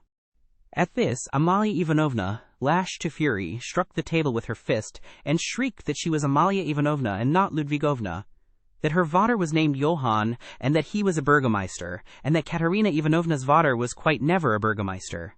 Katerina Ivanovna rose from her chair, and with a stern and apparently calm voice, though she was pale and her chest was heaving, observed that if she dared for one moment to set her contemptible wretch of a father on a level with her papa, she, Katerina Ivanovna, would tear her cap off her head and trample it underfoot. Amalia Ivanovna ran about the room, shouting at the top of her voice that she was mistress of the house, and that Katerina Ivanovna should leave the lodgings that minute. Then she rushed for some reason to collect the silver spoons from the table. There was a great outcry and uproar. The children began crying. Sonia ran to restrain Katerina Ivanovna, but when Amalia Ivanovna shouted something about the yellow ticket, Katerina Ivanovna pushed Sonia away and rushed at the landlady to carry out her threat. At that minute the door opened, and Pyotr Petrovitch Luzhin appeared on the threshold. He stood scanning the party with severe and vigilant eyes. Katerina Ivanovna rushed to him. Part 5, Chapter 3. "Pyotr Petrovitch," she cried, "protect me. You, at least. Make this foolish woman understand that she can't behave like this to a lady in misfortune. That there is a law for such things. I'll go to the Governor-General himself. She shall answer for it. Remembering my father's hospitality, protect these orphans." "Allow me, madam. Allow me." Pyotr Petrovitch waved her off. "Your papa, as you are well aware I had not the honor of knowing," someone laughed aloud, "and I do not intend to take part in your everlasting squabbles with Amalia Ivanovna. I have come here to speak of my own affairs, and I want to have a word with your stepdaughter, Sophia. Ivanovna, I think it is. Allow me to pass." Pyotr Petrovitch, edging by her, went to the opposite corner where Sonia was. Katerina Ivanovna remained standing where she was as though thunderstruck. She could not understand how Pyotr Petrovitch could deny having enjoyed her father's hospitality. Though she had invented it herself, she believed in it firmly by this time. She was struck, too, by the businesslike, dry, and even contemptuous menacing tone of Pyotr Petrovitch. All the clamor gradually died away at his entrance. Not only was this serious businessman strikingly incongruous with the rest of the party, but it was evident, too, that he had come upon some matter of consequence, that some exceptional cause must have brought him, and that therefore something was going to happen. Raskolnikov, standing beside Sonia, moved aside to let him pass. Pyotr Petrovitch did not seem to notice him. A minute later Lebeziatnikov, too, appeared in the doorway. He did not come in, but stood still, listening with marked interest, almost wonder, and seemed for a time perplexed. "Excuse me for possibly interrupting you, but it's a matter of some importance," Pyotr Petrovitch observed, addressing the company generally. "I am glad indeed to find other persons present. Amalia Ivanovna, I humbly beg you as mistress of the house to pay careful attention to what I have to say to Sofya Ivanovna." "Sofya Ivanovna," he went on, addressing Sonia, who was very much surprised and already alarmed. "Immediately after your visit I found that 100-ruble note was missing from my table, in the room of my friend Mr. Lebeziatnikov. If in any way whatever you know and will tell us where it is now, I assure you on my word of honor, and call all present to witness that the matter shall end there. In the opposite case, I shall be compelled to have recourse to very serious measures, and then you must blame yourself." Complete silence reigned in the room. Even the crying children were still. Sonia stood deadly pale, staring at Luzhin and unable to say a word. She seemed not to understand. Some seconds passed. "Well, how is it to be, then?" asked Luzhin, looking intently at her. "I don't know. I know nothing about it," Sonia articulated faintly at last. "No, you know nothing?" Luzhin repeated, and again he paused for some seconds. "Think a moment, mademoiselle," he began severely, but still, as it were, admonishing her. "Reflect. I am prepared to give you time for consideration. Kindly observe this. If I were not so entirely convinced, I should not, you may be sure, with my experience, venture to accuse you so directly. Seeing that for such direct accusation before witnesses, if false or even mistaken, I should myself in a certain sense be made responsible, I am aware of that. This morning I changed for my own purposes several 5% securities for the sum of approximately 3,000 rubles.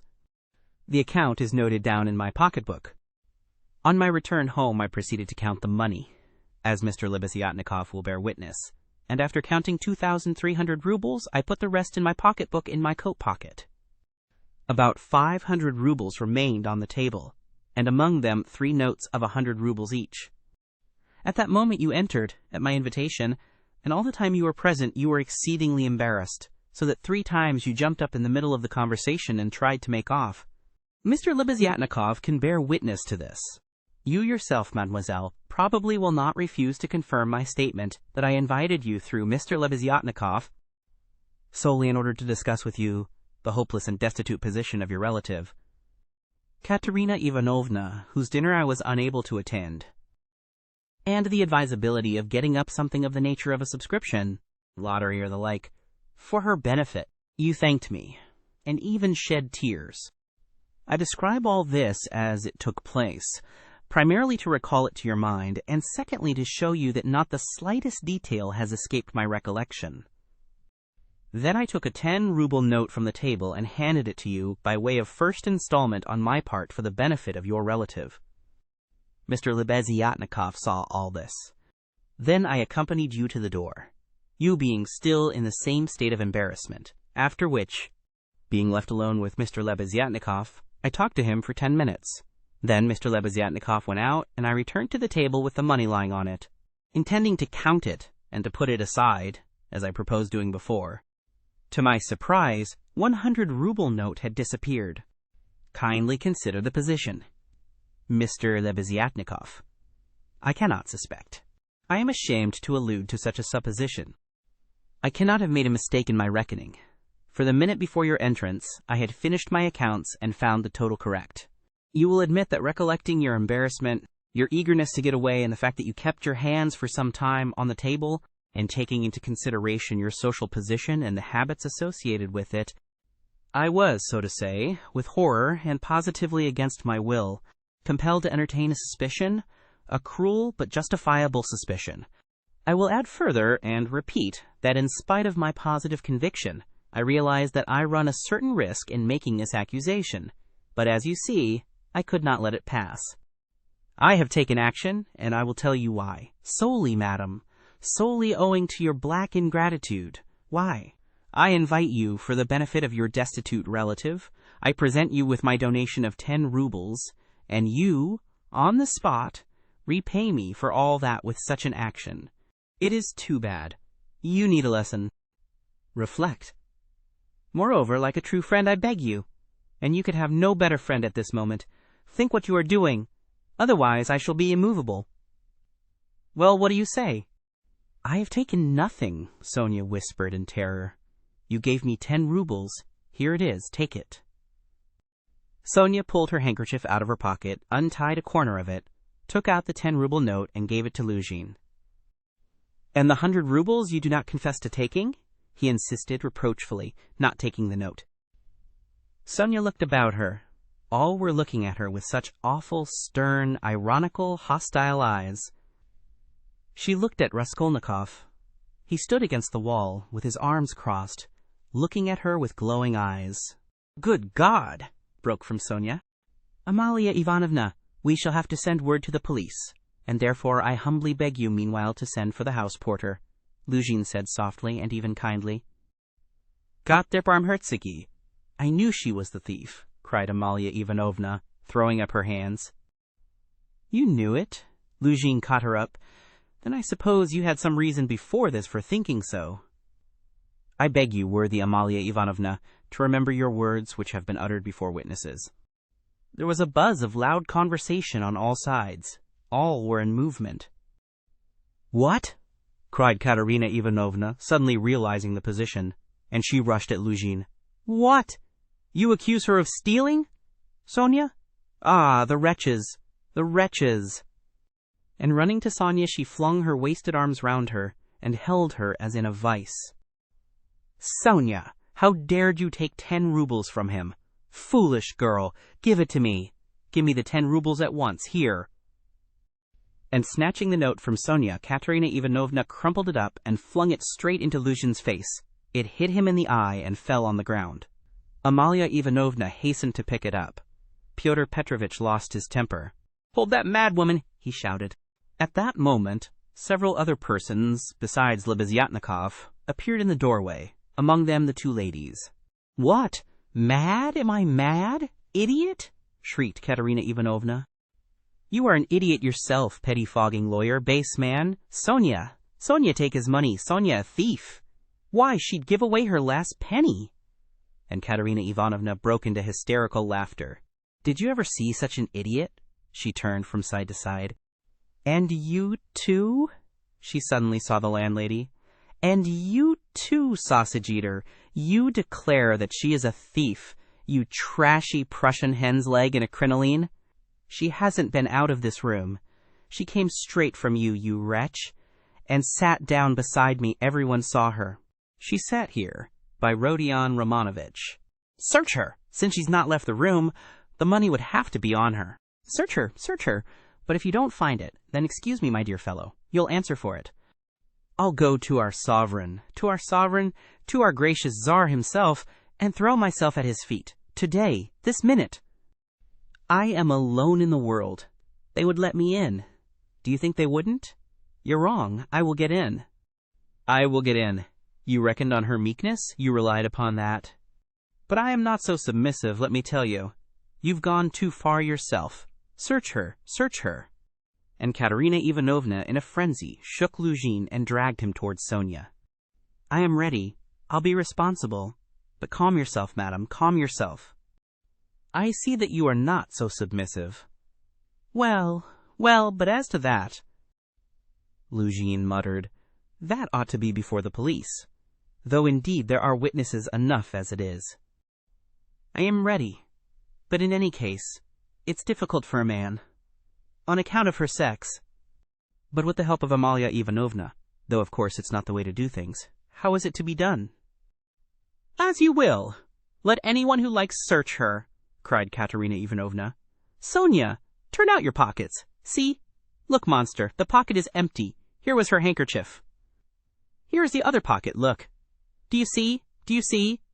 And Katerina Ivanovna turned, or rather snatched, both pockets inside out.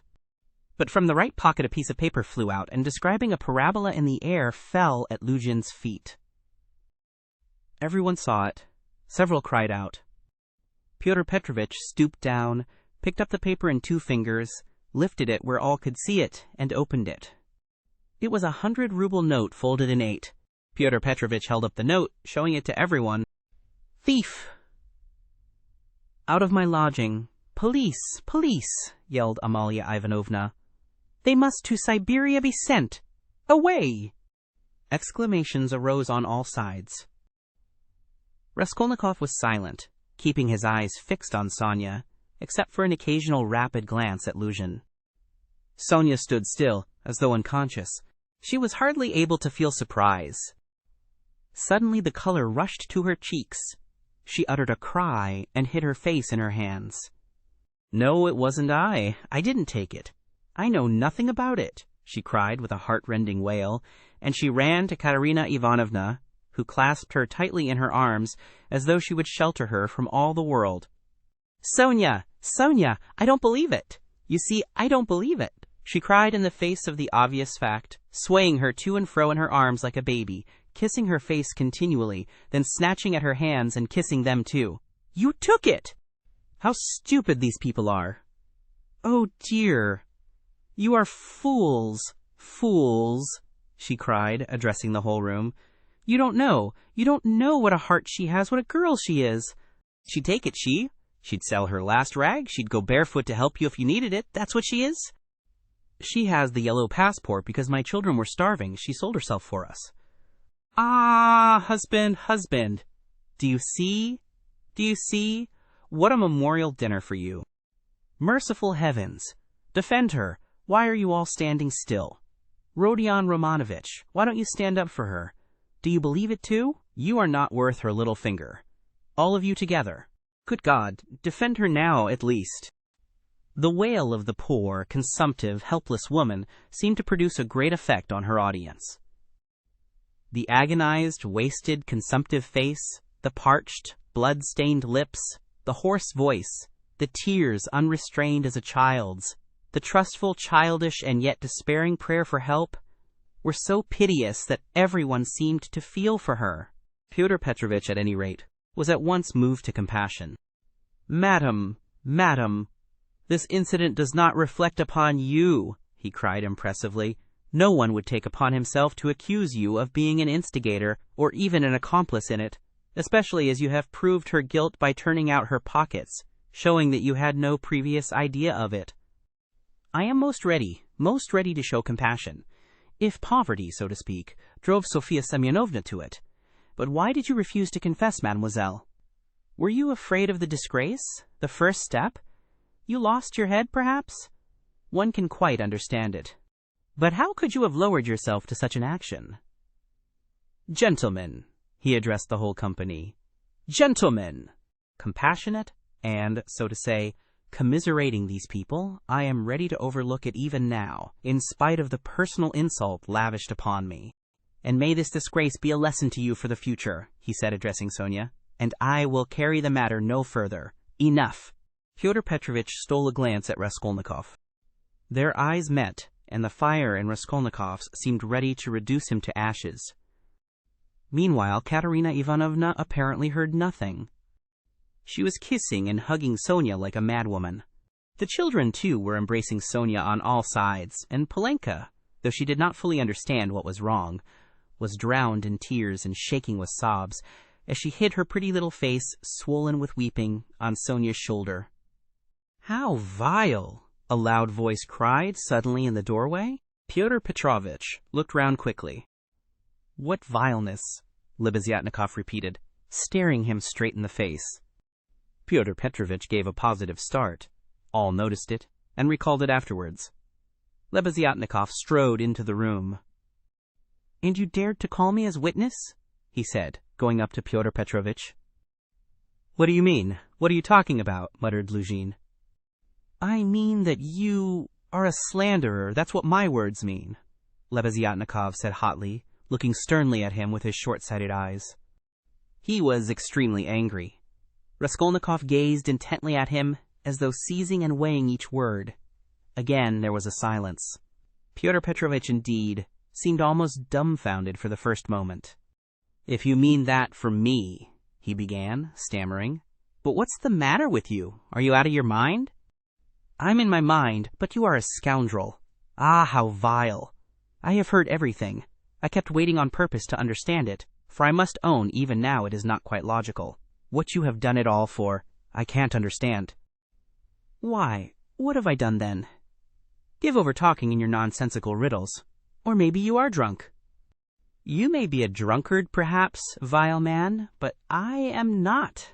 I never touch vodka, for it's against my convictions. Would you believe it? He himself, with his own hands, gave Sophia Semyonovna that 100-ruble note. I saw it. I was a witness. I'll take my oath. He did it. He," repeated Lebeziatnikov, addressing all. "Are you crazy, milksop?" squealed Luzhin. "She is herself before you. She herself here declared just now, before everyone, that I gave her only 10 rubles. How could I have given it to her?" I saw it, Lebeziatnikov repeated. "And though it is against my principles, I am ready this very minute to take any oath you like before the court, for I saw how you slipped it in her pocket. Only like a fool, I thought you did it out of kindness. When you were saying goodbye to her at the door, while you held her hand in one hand, with the other, the left, you slipped the note into her pocket. I saw it. Luzhin turned pale. "What lies!" he cried impudently. "Why, how could you, standing by the window, see the note? You fancied it with your short-sighted eyes. You are raving." "No, I didn't fancy it. And though I was standing some way off, I saw it all. And though it certainly would be hard to distinguish a note from the window, that's true, I knew for certain that it was a 100-ruble note, because when you were going to give Sophia Semyonovna 10 rubles, you took up from the table a 100-ruble note. I saw it because I was standing near then. And an idea struck me at once, so that I did not forget you had it in your hand. You folded it and kept it in your hand all the time. I didn't think of it again until, when you were getting up, you changed it from your right hand to your left and nearly dropped it. I noticed it because the same idea struck me again, that you meant to do her a kindness without my seeing. You can fancy how I watched you, and I saw how you succeeded in slipping it into her pocket. I saw it. I'll take my oath." Lebeziatnikov was almost breathless. Exclamations arose on all hands, chiefly expressive of wonder, but some were menacing in tone. They all crowded round Pyotr Petrovitch. Katerina Ivanovna flew to Lebeziatnikov. "I was mistaken in you. Protect her. You are the only one to take her part. She is an orphan. God has sent you." Katerina Ivanovna, hardly knowing what she was doing, sank on her knees before him. "A pack of nonsense," yelled Luzhin, roused to fury. "It's all nonsense you've been talking. An idea struck you. You didn't think, you noticed. What does it amount to? So I gave it to her on the sly on purpose? What for? With what object? What have I to do with this? What for? That's what I can't understand, but that what I am telling you is the fact, that's certain. So far from my being mistaken, you infamous criminal man, I remember how, on account of it, a question occurred to me at once, just when I was thanking you and pressing your hand. What made you put it secretly in her pocket? Why you did it secretly, I mean. Could it be simply to conceal it from me, knowing that my convictions are opposed to yours and that I do not approve of private benevolence, which effects no radical cure? Well, I decided that you really were ashamed of giving such a large sum before me. Perhaps, too, I thought, he wants to give her a surprise when she finds a whole 100-ruble note in her pocket. For I know some benevolent people are very fond of decking out their charitable actions in that way. Then the idea struck me, too, that you wanted to test her, to see whether, when she found it, she would come to thank you. Then, too, that you wanted to avoid thanks, and that, as the saying is, your right hand should not know. Something of that sort, in fact. I thought of so many possibilities that I put off considering it, but still thought it indelicate to show you that I knew your secret. But another idea struck me again, that Sofya Semyonovna might easily lose the money before she noticed it. That was why I decided to come in here to call her out of the room, and to tell her that you put 100 rubles in her pocket. But on my way I went first to Madame Kobalatnikov's, to take them the general treatise on the positive method, and especially to recommend Peterit's article, and also Wagner's. Then I come on here, and what a state of things I find. Now could I have all these ideas and reflections if I had not seen you put the 100-ruble note in her pocket? When Lebeziatnikov finished his long-winded harangue with the logical deduction at the end, he was quite tired, and the perspiration streamed from his face. He could not, alas, even express himself correctly in Russian, though he knew no other language, so that he was quite exhausted, almost emaciated after this heroic exploit. But his speech produced a powerful effect. He had spoken with such vehemence, with such conviction, that everyone obviously believed him. Pyotr Petrovitch felt that things were going badly with him. "What is it to do with me if silly ideas did occur to you?" he shouted. "That's no evidence. You may have dreamt it, that's all. And I tell you, you are lying, sir. You are lying and slandering from some spite against me, simply from pique, because I did not agree with your free-thinking, godless social propositions." But this retort did not benefit Pyotr Petrovitch. Murmurs of disapproval were heard on all sides. "Ah, that's your line now, is it?" cried Lebeziatnikov. "That's nonsense. Call the police and I'll take my oath." "There's only one thing I can't understand. What made him risk such a contemptible action? Oh, pitiful, despicable man. I can explain why he risked such an action, and if necessary, I too will swear to it," Raskolnikov said at last in a firm voice, and he stepped forward. He appeared to be firm and composed. Everyone felt clearly, from the very look of him, that he really knew about it, and that the mystery would be solved. "Now I can explain it all to myself," said Raskolnikov, addressing Lebeziatnikov. "From the very beginning of the business, I suspected that there was some scoundrelly intrigue at the bottom of it. I began to suspect it from some special circumstances known to me only, which I will explain at once to everyone. They account for everything. Your valuable evidence has finally made everything clear to me. I beg all to listen. This gentleman," he pointed to Luzhin, "was recently engaged to be married to a young lady, my sister, Avdotya Romanovna Raskolnikov. But coming to Petersburg, he quarreled with me the day before yesterday at our first meeting, and I drove him out of my room. I have 2 witnesses to prove it. He is a very spiteful man. The day before yesterday, I did not know that he was staying here in your room, and that consequently, on the very day we quarreled, the day before yesterday, he saw me give Katerina Ivanovna some money for the funeral, as a friend of the late Mr. Marmeladov. He at once wrote a note to my mother and informed her that I had given away all my money, not to Katerina Ivanovna, but to Sofia Semyonovna, and referred in a most contemptible way to the character of Sofia Semyonovna, that is, hinted at the character of my attitude to Sofia Semyonovna. All this, you understand, was with the object of dividing me from my mother and sister by insinuating that I was squandering on unworthy objects the money which they had sent me, and which was all they had.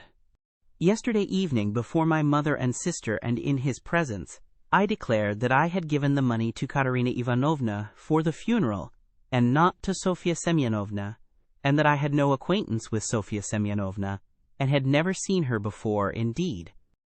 At the same time I added that he, Pyotr Petrovitch Luzhin, with all his virtues, was not worth Sofia Semyonovna's little finger, though he spoke so ill of her. To his question, would I let Sofia Semyonovna sit down beside my sister, I answered that I had already done so that day. Irritated that my mother and sister were unwilling to quarrel with me at his insinuations, he gradually began being unpardonably rude to them. A final rupture took place, and he was turned out of the house. All this happened yesterday evening. Now I beg your special attention. Consider, if he had now succeeded in proving that Sofia Semyonovna was a thief, he would have shown to my mother and sister that he was almost right in his suspicions, that he had reason to be angry at my putting my sister on a level with Sofia Semyonovna, that, in attacking me, he was protecting and preserving the honor of my sister, his betrothed. In fact, he might even, through all this, have been able to estrange me from my family, and no doubt he hoped to be restored to favor with them. To say nothing of revenging himself on me personally, for he has grounds for supposing that the honor and happiness of Sofia Semyonovna are very precious to me. That was what he was working for. That's how I understand it. That's the whole reason for it, and there can be no other.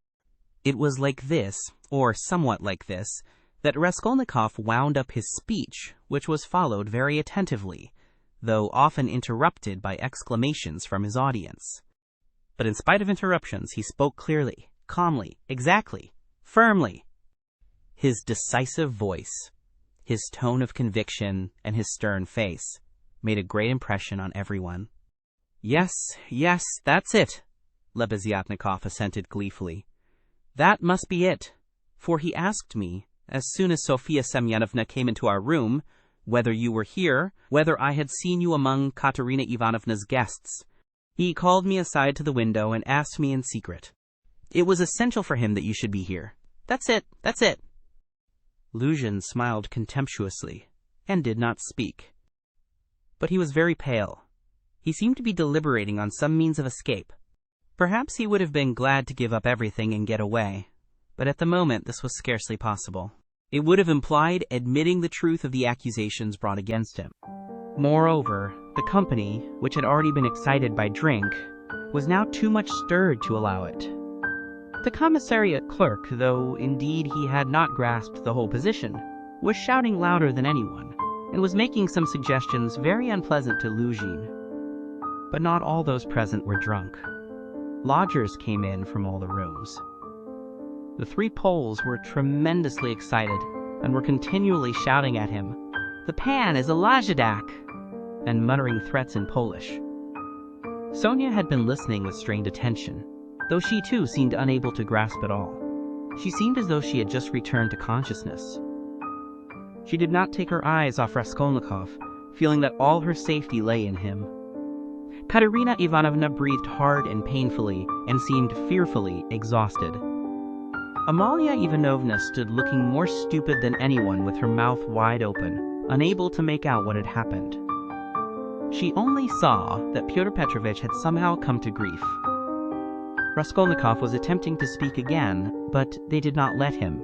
Everyone was crowding round Luzhin with threats and shouts of abuse. But Pyotr Petrovitch was not intimidated. Seeing that his accusation of Sonia had completely failed, he had recourse to insolence. "Allow me, gentlemen, allow me. Don't squeeze, let me pass," he said, making his way through the crowd. "And no threats, if you please.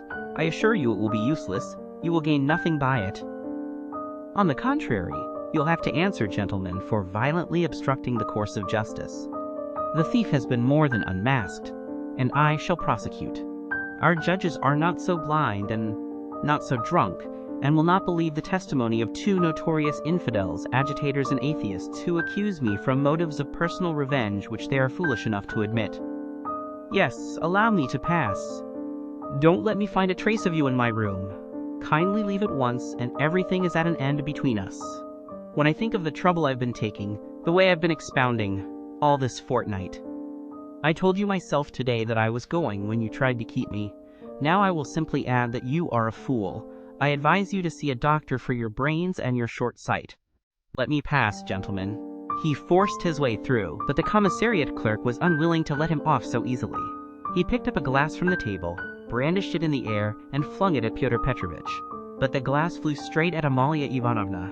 She screamed, and the clerk, overbalancing, fell heavily under the table. Pyotr Petrovitch made his way to his room, and half an hour later had left the house. Sonia, timid by nature, had felt before that day that she could be ill-treated more easily than anyone, and that she could be wronged with impunity. Yet till that moment, she had fancied that she might escape misfortune by care, gentleness, and submissiveness before everyone. Her disappointment was too great. She could, of course, bear with patience, and almost without murmur anything, even this. But for the first minute she felt it too bitter. In spite of her triumph and her justification, when her first terror and stupefaction had passed, and she could understand it all clearly, the feeling of her helplessness and of the wrong done to her made her heart throb with anguish, and she was overcome with hysterical weeping.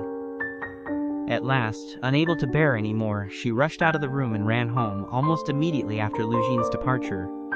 When, amidst loud laughter, the glass flew at Amalia Ivanovna, it was more than the landlady could endure. With a shriek, she rushed like a fury at Katerina Ivanovna, considering her to blame for everything.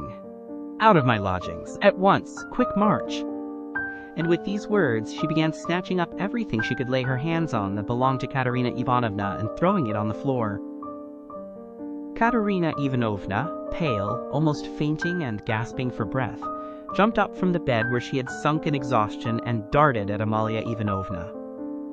But the battle was too unequal. The landlady waved her away like a feather. "What? As though that godless calumny was not enough, this vile creature attacks me. What? On the day of my husband's funeral, I am turned out of my lodging. After eating my bread and salt, she turns me into the street. With my orphans? Where am I to go?" wailed the poor woman, sobbing and gasping.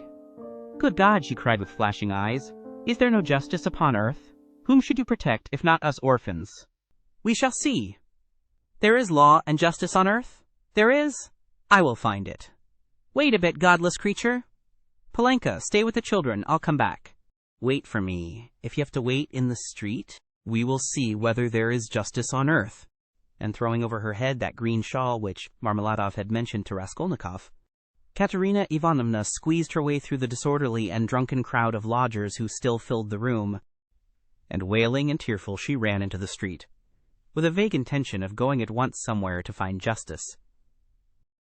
Polenka, with the two little ones in her arms, crouched, terrified, on the trunk in the corner of the room, where she waited, trembling for her mother to come back. Amalia Ivanovna raged about the room, shrieking, lamenting, and throwing everything she came across on the floor. The lodgers talked incoherently. Some commented to the best of their ability on what had happened. Others quarreled and swore at one another, while others struck up a song. "Now it's time for me to go," thought Raskolnikov. "Well, Sofya Semyonovna, we shall see what you'll say now." And he set off in the direction of Sonia's lodgings. Part 5, Chapter 4. Raskolnikov had been a vigorous and active champion of Sonia against Luzhin, although he had such a load of horror and anguish in his own heart. But having gone through so much in the morning, he found a sort of relief in a change of sensations, apart from the strong personal feeling which impelled him to defend Sonia. He was agitated too, especially at some moments by the thought of his approaching interview with Sonia. He had to tell her who had killed Lizaveta. He knew the terrible suffering it would be to him, and, as it were, brushed away the thought of it. So when he cried as he left Katerina Ivanovna's, "Well, Sofia Semyonovna, we shall see what you'll say now," he was still superficially excited, still vigorous and defiant from his triumph over Luzhin. But, strange to say, by the time he reached Sonia's lodging, he felt a sudden impotence and fear. He stood still in hesitation at the door, asking himself the strange question. Must he tell her who killed Lizaveta? It was a strange question, because he felt at the very time not only that he could not help telling her, but also that he could not put off the telling. He did not yet know why it must be so. He only felt it, and the agonizing sense of his impotence before the inevitable almost crushed him. To cut short his hesitation and suffering, he quickly opened the door and looked at Sonia from the doorway. She was sitting with her elbows on the table and her face in her hands, but seeing Raskolnikov, she got up at once and came to meet him as though she were expecting him. "What would have become of me but for you?" she said quickly, meeting him in the middle of the room. Evidently she was in haste to say this to him. It was what she had been waiting for. Raskolnikov went to the table and sat down on the chair from which she had only just risen. She stood facing him, 2 steps away, just as she had done the day before. "Well, Sonia?" he said, and felt that his voice was trembling. It was all due to your social position and the habits associated with it. "Did you understand that just now?" Her face showed her distress. "Only don't talk to me as you did yesterday," she interrupted him. "Please don't begin it. There is misery enough without that." She made haste to smile, afraid that he might not like the reproach. "I was silly to come away from there. What is happening there now? I wanted to go back directly, but I kept thinking that you would come." He told her that Amalia Ivanovna was turning them out of their lodging, and that Katerina Ivanovna had run off somewhere to seek justice. "My God!" cried Sonia. "Let's go at once." And she snatched up her cape. "It's everlastingly the same thing," said Raskolnikov irritably. "You've no thought except for them. Stay a little with me." "But Katerina Ivanovna?" "You won't lose Katerina Ivanovna, you may be sure. She'll come to you herself since she has run out," he added peevishly. "If she doesn't find you here, you'll be blamed for it." Sonia sat down in painful suspense. Raskolnikov was silent, gazing at the floor and deliberating. "This time Luzhin did not want to prosecute you," he began, not looking at Sonia. "But if he had wanted to, if it had suited his plans, he would have sent you to prison if it had not been for Lebeziatnikov and me." "Ah?" "Yes," she assented in a faint voice. "Yes," she repeated, preoccupied and distressed. "But I might easily not have been there. And it was quite an accident, Lebeziatnikov's turning up." Sonia was silent. "And if you'd gone to prison, what then? Do you remember what I said yesterday?" Again she did not answer. He waited. "I thought you would cry out again. 'Don't speak of it, leave off.'" Raskolnikov gave a laugh, but rather a forced one. "What, silence again?" he asked a minute later. "We must talk about something, you know. It would be interesting for me to know how you would decide a certain problem, as Lebeziatnikov would say." He was beginning to lose the thread. "No, really, I am serious. Imagine, Sonia, that you had known all Luzhin's intentions beforehand. Known, that is, for a fact, that they would be the ruin of Katerina Ivanovna and the children and yourself thrown in, since you don't count yourself for anything. Polenka too, for she'll go the same way. Well, if suddenly it all depended on your decision whether he or they should go on living, that is, whether Luzhin should go on living and doing wicked things, or Katerina Ivanovna should die, how would you decide which of them was to die? I ask you?" Sonia looked uneasily at him. There was something peculiar in this hesitating question which seemed approaching something in a roundabout way. "I felt that you were going to ask some question like that," she said, looking inquisitively at him. "I dare say you did. But how is it to be answered?" "Why do you ask about what could not happen?" said Sonia reluctantly. "Then it would be better for Luzhin to go on living and doing wicked things? You haven't dared to decide even that." "But I can't know the divine providence. And why do you ask what can't be answered? What's the use of such foolish questions? How could it happen that it should depend on my decision? Who has made me a judge to decide who is to live and who is not to live? Oh, if the divine providence is to be mixed up in it, there is no doing anything, Raskolnikov grumbled morosely. You'd better say straight out what you want, Sonia cried in distress. You are leading up to something again. Can you have come simply to torture me? She could not control herself and began crying bitterly. He looked at her in gloomy misery. 5 minutes passed. Of course you're right, Sonia, he said softly at last. He was suddenly changed. His tone of assumed arrogance and helpless defiance was gone. Even his voice was suddenly weak. I told you yesterday that I was not coming to ask forgiveness, and almost the first thing I've said is to ask forgiveness. I said that about Luzhin and Providence for my own sake. I was asking forgiveness, Sonia. He tried to smile, but there was something helpless and incomplete in his pale smile.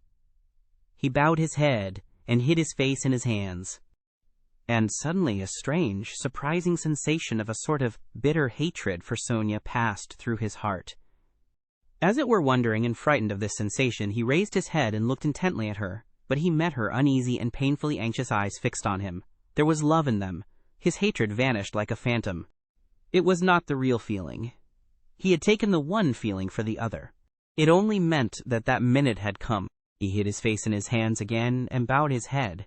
Suddenly he turned pale, got up from his chair, looked at Sonia, and without uttering a word sat down mechanically on her bed.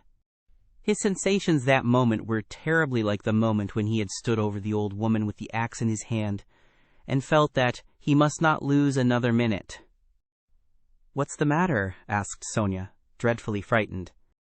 He could not utter a word. This was not at all the way he had intended to tell, and he did not understand what was happening to him now. She went up to him, softly, sat down on the bed beside him, and waited, not taking her eyes off him.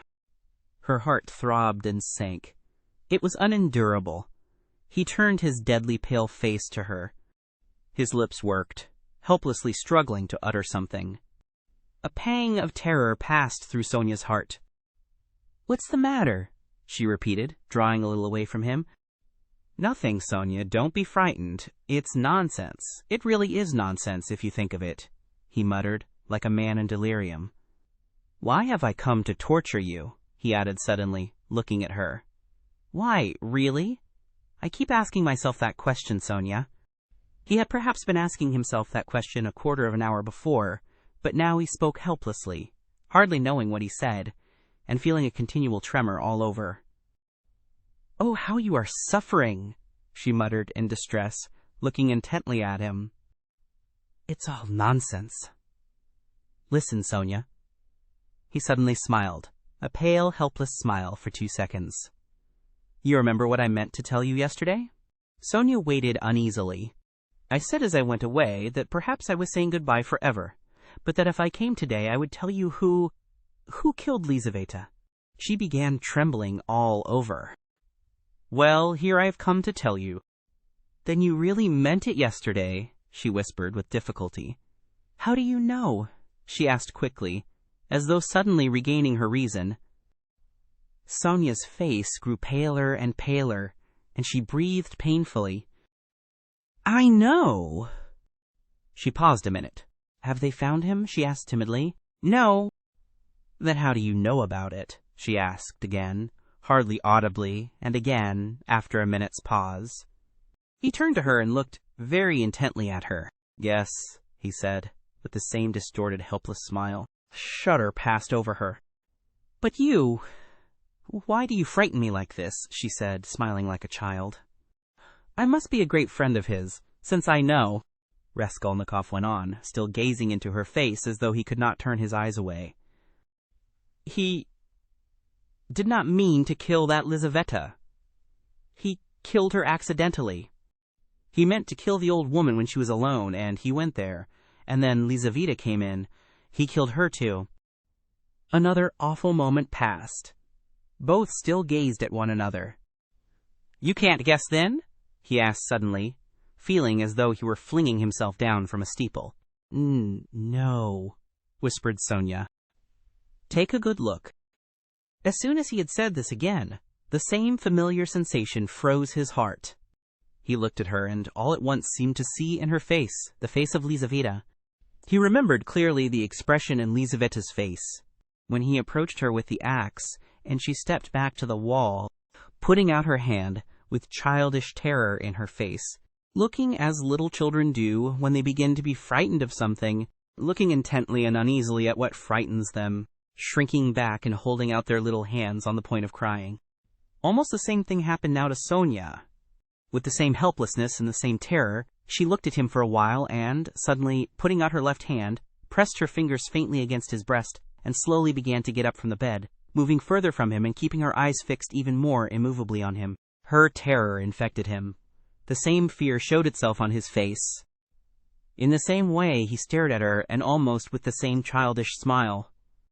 "Have you guessed?" he whispered at last. "Good God!" broke in an awful wail from her bosom. She sank helplessly on the bed with her face in the pillows, but a moment later she got up, moved quickly to him, seized both his hands, and, gripping them tight in her thin fingers, began looking into his face again with the same intense stare. In this last desperate look she tried to look into him and catch some last hope. But there was no hope. There was no doubt remaining. It was all true. Later on, indeed, when she recalled that moment, she thought it strange and wondered why she had seen at once that there was no doubt. She could not have said, for instance, that she had foreseen something of the sort, and yet now, as soon as he told her, she suddenly fancied that she had really foreseen this very thing. "Stop, Sonia, enough! Don't torture me!" he begged her miserably. It was not at all like this he had thought of telling her. But this is how it happened. She jumped up, seeming not to know what she was doing, and, wringing her hands, walked into the middle of the room, but quickly went back and sat down again beside him, her shoulder almost touching his. All of a sudden she started as though she had been stabbed, uttered a cry, and fell on her knees before him, she did not know why. "What have you done? What have you done to yourself?" she said in despair, and, jumping up, she flung herself on his neck, threw her arms around him, and held him tightly. Raskolnikov drew back and looked at her with a mournful smile. "You are a strange girl, Sonia. You kiss me and hug me when I tell you about that. You don't think what you are doing. There is no one in the whole world now so unhappy as you," she cried in a frenzy, not hearing what he said, and she suddenly broke into violent hysterical weeping. A feeling long unfamiliar to him flooded his heart and softened it at once. He did not struggle against it. 2 tears started into his eyes and hung on his eyelashes. "Then you won't leave me, Sonia?" he said, looking at her almost with hope. No, never, nowhere," cried Sonia. I will follow you everywhere. Oh, my God! Oh, how miserable I am! Why didn't I know you before? Why didn't you come before? Oh, dear! Here I have come. Yes, now, what's to be done now? Together, she repeated as it were unconsciously, and she hugged him again. I'll follow you to Siberia. He recoiled at this, and the same hostile, almost haughty smile came to his lips. Perhaps I don't want to go to Siberia yet, Sonia, he said. Sonia looked at him quickly. Again, after her first passionate, agonizing sympathy for the unhappy man, the terrible idea of the murder overwhelmed her. In his changed tone, she seemed to hear the murderer speaking. She looked at him bewildered. She knew nothing as yet. Why? How? With what object it had been. Now all these questions rushed at once into her mind. And again she could not believe it. He is a murderer. Could it be true? What's the meaning of it? Where am I? She said in complete bewilderment, as though still unable to recover herself. How could you, a man like you, how could you bring yourself to it? What does it mean? Oh well, to plunder. Leave off, Sonia, he answered wearily, almost with vexation. Sonia stood as though struck dumb, but suddenly she cried, You were hungry. It was to help your mother? Yes? No, Sonia, no, he muttered, turning away and hanging his head. I was not so hungry. I certainly did want to help my mother, but that's not the real thing either. Don't torture me, Sonia. Sonia clasped her hands. Could it all be true? Good God, what a truth! Who could believe it? And how could you give away your last farthing and yet rob and murder? Ah, she cried suddenly. That money you gave Katerina Ivanovna. That money. Can that money— No, Sonia, he broke in hurriedly. That money was not it. Don't worry yourself. That money my mother sent me, and it came when I was ill, the day I gave it to you. Razumihin saw it. He received it for me. That money was mine, my own. Sonia listened to him in bewilderment and did her utmost to comprehend. And that money? I don't even know really whether there was any money, he added softly, as though reflecting. I took a purse off her neck made of chamois leather, a purse stuffed full of something, but I didn't look in it. I suppose I hadn't time. And the things, chains and trinkets, I buried under a stone with the purse next morning in a yard off the V Prospect. They're all there now. Sonia strained every nerve to listen. Then why? Why, you said you did it to rob, but you took nothing, she asked quickly, catching at a straw. I don't know. I haven't yet decided whether to take that money or not, he said, musing again. And seeming to wake up with a start, he gave a brief, ironical smile. Ah, what silly stuff I am talking, E.H. The thought flashed through Sonia's mind. Wasn't he mad? But she dismissed it at once. No, it was something else. She could make nothing of it. Nothing. Do you know, Sonia, he said suddenly with conviction, let me tell you, if I'd simply killed because I was hungry, laying stress on every word and looking enigmatically but sincerely at her, I should be happy now. You must believe that. What would it matter to you, he cried a moment later with a sort of despair. What would it matter to you if I were to confess that I did wrong? What do you gain by such a stupid triumph over me? Ah, Sonia, was it for that I've come to you today? Again, Sonia tried to say something, but did not speak. I asked you to go with me yesterday because you are all I have left. Go where? Asked Sonia timidly. Not to steal and not to murder, don't be anxious, he smiled bitterly. We're so different. You know, Sonia, it's only now, only this moment that I understand where I asked you to go with me yesterday. Yesterday, when I said it, I did not know where. I asked you for one thing. I came to you for one thing, not to leave me. You won't leave me, Sonia? She squeezed his hand. And why? Why did I tell her? Why did I let her know? He cried a minute later in despair, looking with infinite anguish at her. Here you expect an explanation from me, Sonia. You are sitting and waiting for it. I see that. But what can I tell you? You won't understand and will only suffer misery on my account. Well, you are crying and embracing me again. Why do you do it? Because I couldn't bear my burden and have come to throw it on another. You suffer too, and I shall feel better. And can you love such a mean wretch? But aren't you suffering too? Cried Sonia. Again, a wave of the same feeling surged into his heart, and again for an instant softened it. Sonia, I have a bad heart, take note of that. It may explain a great deal. I have come because I am bad. There are men who wouldn't have come, but I am a coward and a mean wretch. But never mind, that's not the point. I must speak now, but I don't know how to begin. He paused and sank into thought. Ah, we are so different, he cried again. We are not alike. And why? Why did I come? I shall never forgive myself that. No, it was a good thing you came, cried Sonia. It's better I should know, far better. He looked at her with anguish. What if it were really that? He said, as though reaching a conclusion. Yes, that's what it was. I wanted to become a Napoleon. That is why I killed her. Do you understand now? No, Sonia whispered, naively and timidly. Only speak, speak. I shall understand in myself, she kept begging him. You'll understand? Very well, we shall see. He paused and was for some time lost in meditation. It was like this. I asked myself one day this question. What if Napoleon, for instance, had happened to be in my place, and if he had not had Toulon nor Egypt, nor the passage of Mont Blanc to begin his career with, but instead of all those picturesque and monumental things, there had simply been some ridiculous old hag, a pawnbroker, who had to be murdered too to get money from her trunk. For his career, you understand. Well, would he have brought himself to that if there had been no other means? Wouldn't he have felt a pang at its being so far from monumental and sinful too?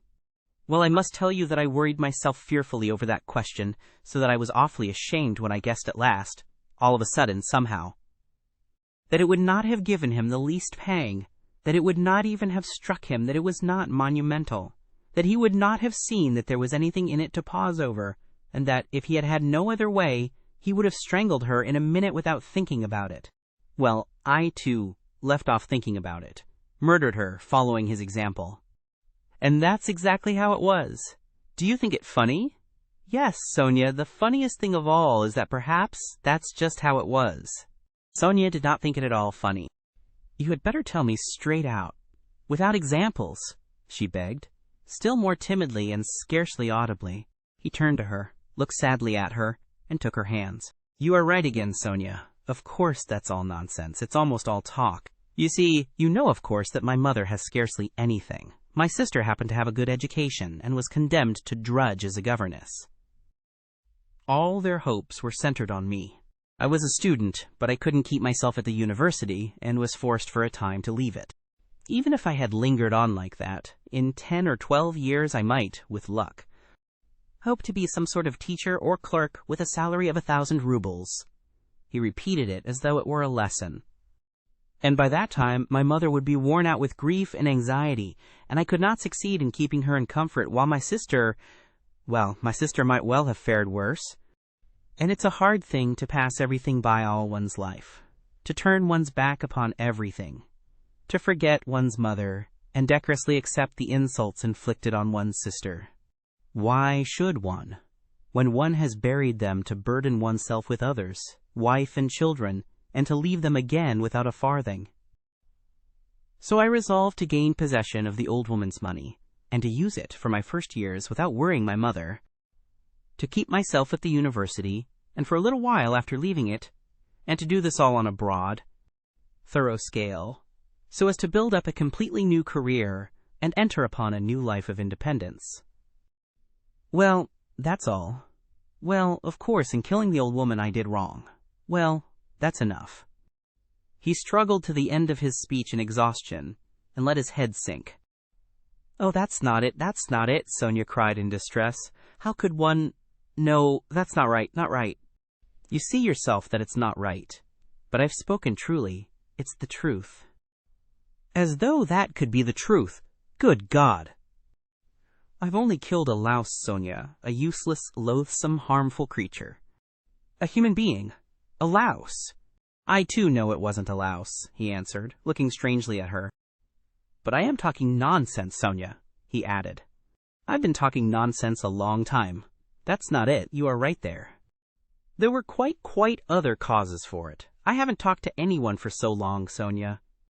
My head aches dreadfully now. His eyes shone with feverish brilliance. He was almost delirious. An uneasy smile strayed on his lips. His terrible exhaustion could be seen through his excitement. Sonia saw how he was suffering. She too was growing dizzy, and he talked so strangely. It seemed somehow comprehensible. But yet— But how? How? Good God! And she wrung her hands in despair. No, Sonia, that's not it, he began again suddenly, raising his head, as though a new and sudden train of thought had struck, and, as it were, aroused him. That's not it. Better. Imagine— Yes, it's certainly better. Imagine that I am vain, envious, malicious, base, vindictive, and— well, perhaps with a tendency to insanity. Let's have it all out at once. They've talked of madness already, I noticed. I told you just now I could not keep myself at the university. But do you know that perhaps I might have done? My mother would have sent me what I needed for the fees, and I could have earned enough for clothes, boots, and food, no doubt. Lessons had turned up at 0.5 ruble. Razumihin works, but I turned sulky and wouldn't. Yes, sulkiness, that's the right word for it. I sat in my room like a spider. You've been in my den, you've seen it. And do you know, Sonia, that low ceilings and tiny rooms cramp the soul and the mind? Ah, how I hated that garret. And yet I wouldn't go out of it. I wouldn't on purpose. I didn't go out for days together, and I wouldn't work, I wouldn't even eat, I just lay there doing nothing. If Nastasia brought me anything, I ate it. If she didn't, I went all day without. I wouldn't ask on purpose from sulkiness. At night I had no light, I lay in the dark, and I wouldn't earn money for candles. I ought to have studied, but I sold my books, and the dust lies an inch thick on the notebooks on my table. I preferred lying still and thinking, and I kept thinking. And I had dreams all the time, strange dreams of all sorts, no need to describe. Only then I began to fancy that. No, that's not it. Again, I am telling you wrong. You see, I kept asking myself then, why am I so stupid that if others are stupid, and I know they are, yet I won't be wiser? Then I saw, Sonia, that if one waits for everyone to get wiser, it will take too long. Afterwards I understood that that would never come to pass, that men won't change, and that nobody can alter it, and that it's not worth wasting effort over it. Yes, that's so. That's the law of their nature, Sonia, that's so. And I know now, Sonia, that whoever is strong in mind and spirit will have power over them. Anyone who is greatly daring is right in their eyes. He who despises most things will be a lawgiver among them, and he who dares most of all will be most in the right. So it has been till now, and so it will always be. A man must be blind not to see it. Though Raskolnikov looked at Sonia as he said this, he no longer cared whether she understood or not. The fever had complete hold of him. He was in a sort of gloomy ecstasy. He certainly had been too long without talking to anyone. Sonia felt that his gloomy creed had become his faith and code. I divined then, Sonia, he went on eagerly, that power is only vouchsafed to the man who dares to stoop and pick it up. There is only one thing needful. One has only to dare.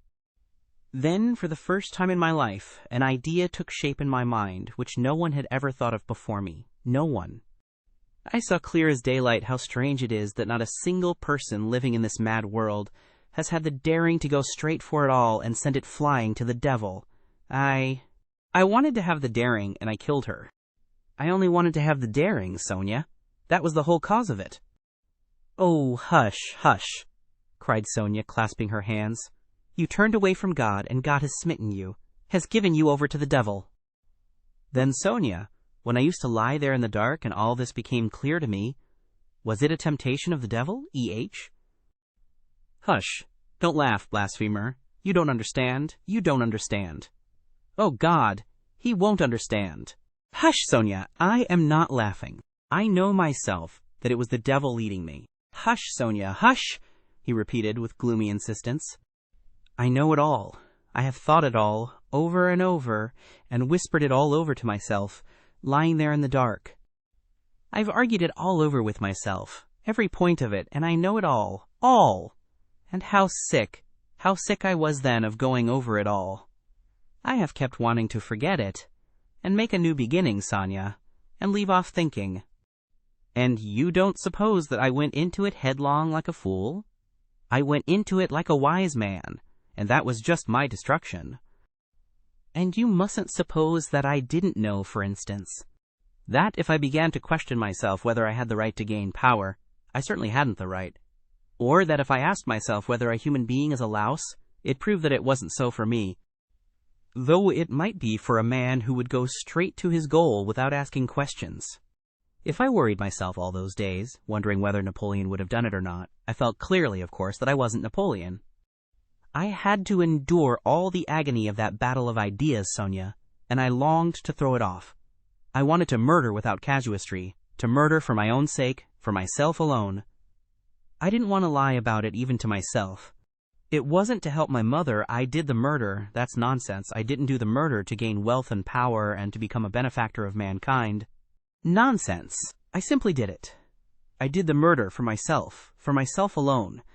And whether I became a benefactor to others or spent my life like a spider catching men in my web and sucking the life out of men, I couldn't have cared at that moment. And it was not the money I wanted, Sonia, when I did it. It was not so much the money I wanted, but something else. I know it all now. Understand me. Perhaps I should never have committed a murder again. I wanted to find out something else. It was something else led me on.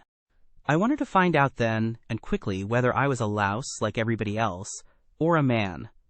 Whether I can step over barriers or not, whether I dare stoop to pick up or not, whether I am a trembling creature, or whether I have the right to kill? Have the right to kill? Sonia clasped her hands. Ugh, Sonia, he cried irritably, and seemed about to make some retort, but was contemptuously silent. Don't interrupt me, Sonia. I want to prove one thing only, that the devil led me on then, and he has shown me since that I had not the right to take that path, because I am just such a louse as all the rest. He was mocking me, and here I've come to you now. Welcome your guest. If I were not a louse, should I have come to you? Listen, when I went then to the old woman's, I only went to try. You may be sure of that. And you murdered her? But how did I murder her? Is that how men do murders? Do men go to commit a murder as I went then? I will tell you some day how I went. Did I murder the old woman? I murdered myself, not her. I crushed myself once for all, forever. But it was the devil that killed that old woman, not I. Enough, enough, Sonia, enough! Let me be, he cried in a sudden spasm of agony. Let me be!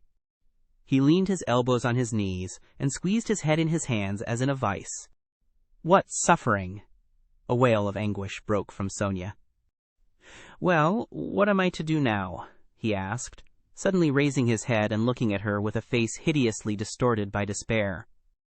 What are you to do? She cried, jumping up, and her eyes that had been full of tears suddenly began to shine. Stand up! She seized him by the shoulder. He got up, looking at her almost bewildered. Go at once, this very minute. Stand at the crossroads. Bow down. First kiss the earth which you have defiled, and then bow down to all the world and say to all men aloud, I am a murderer. Then God will send you life again. Will you go? Will you go? She asked him, trembling all over, snatching his two hands, squeezing them tight in hers and gazing at him with eyes full of fire. He was amazed at her sudden ecstasy. You mean Siberia, Sonia? I must give myself up, he asked gloomily. Suffer and expiate your sin by it. That's what you must do. No, I am not going to them, Sonia. But how will you go on living? What will you live for? Cried Sonia. How is it possible now? Why, how can you talk to your mother? Oh, what will become of them now? But what am I saying? You have abandoned your mother and your sister already. He has abandoned them already. Oh, God, she cried. Why, he knows it all himself. How can he live by himself? What will become of you now? Don't be a child, Sonia, he said softly. What wrong have I done them? Why should I go to them? What should I say to them? That's only a phantom. They destroy men by millions themselves, and look on it as a virtue. They are knaves and scoundrels, Sonia. I am not going to them. And what should I say to them? That I murdered her, but did not dare to take the money and hid it under a stone, he added with a bitter smile. Why, they would laugh at me, and would call me a fool for not getting it. A coward and a fool.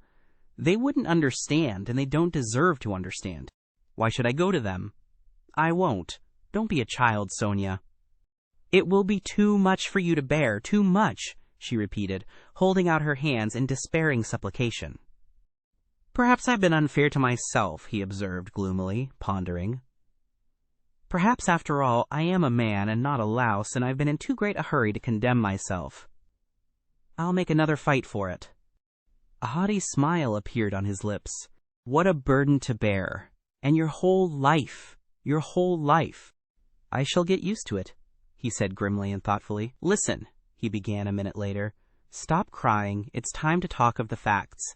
I've come to tell you that the police are after me, on my track. Ah! Sonia cried in terror. Well, why do you cry out? You want me to go to Siberia, and now you are frightened? But let me tell you, I shall not give myself up. I shall make a struggle for it, and they won't do anything to me. They've no real evidence. Yesterday I was in great danger and believed I was lost, but today things are going better. All the facts they know can be explained two ways. That's to say, I can turn their accusations to my credit, do you understand? And I shall, for I've learnt my lesson. But they will certainly arrest me. If it had not been for something that happened, they would have done so today for certain. Perhaps even now they will arrest me today. But that's no matter, Sonia. They'll let me out again, for there isn't any real proof against me, and there won't be. I give you my word for it. And they can't convict a man on what they have against me. Enough. I only tell you that you may know. I will try to manage, somehow, to put it to my mother and sister, so that they won't be frightened. My sister's future is secure, however. Now, I believe. And my mother's must be, too. Well, that's all. Be careful, though. Will you come and see me in prison when I am there? Oh, I will. They sat side by side, both mournful and dejected, as though they had been cast up by the tempest alone on some deserted shore. He looked at Sonia and felt how great was her love for him, and strange to say he felt it suddenly burdensome and painful to be so loved. Yes, it was a strange and awful sensation. On his way to see Sonia he had felt that all his hopes rested on her. He expected to be rid of at least part of his suffering, and now, when all her heart turned towards him, he suddenly felt that he was immeasurably unhappier than before. "Sonia," he said, "you'd better not come and see me when I am in prison." Sonia did not answer. She was crying. Several minutes passed. "Have you a cross on you?" she asked, as though suddenly thinking of it. He did not at first understand the question. "No, of course not. Here, take this one, of cypress wood." "I have another, a copper one, that belonged to Lizaveta." "I changed with Lizaveta. She gave me her cross, and I gave her my little icon. I will wear Lizaveta's now, and give you this. Take it. It's mine. It's mine, you know," she begged him. "We will go to suffer together, and together we will bear our cross." "Give it me," said Raskolnikov. He did not want to hurt her feelings. But immediately he drew back the hand he held out for the cross. "Not now, Sonia. Better later," he added to comfort her. Yes, better," she repeated with conviction. "When you go to meet your suffering, then put it on. You will come to me, I'll put it on you, we will pray and go together." At that moment someone knocked 3 times at the door. "Sofya Semyonovna, may I come in?" they heard, in a very familiar and polite voice. Sonia rushed to the door in a fright. The flaxen head of Mr. Lebeziatnikov appeared at the door. Part 5, Chapter 5. Lebeziatnikov looked perturbed. "I've come to you, Sofya Semyonovna," he began. "Excuse me, I thought I should find you," he said, addressing Raskolnikov suddenly. "That is, I didn't mean anything of that sort. But I just thought—" "Katerina Ivanovna has gone out of her mind," he blurted out suddenly, turning from Raskolnikov to Sonia.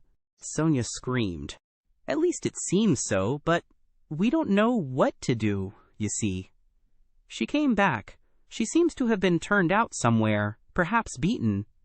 So it seems, at least. She had run to your father's former chief. She didn't find him at home. He was dining at some other general's. Only fancy she rushed off there to the other general's and, imagine, she was so persistent that she managed to get the chief to see her, had him fetched out from dinner, it seems. You can imagine what happened.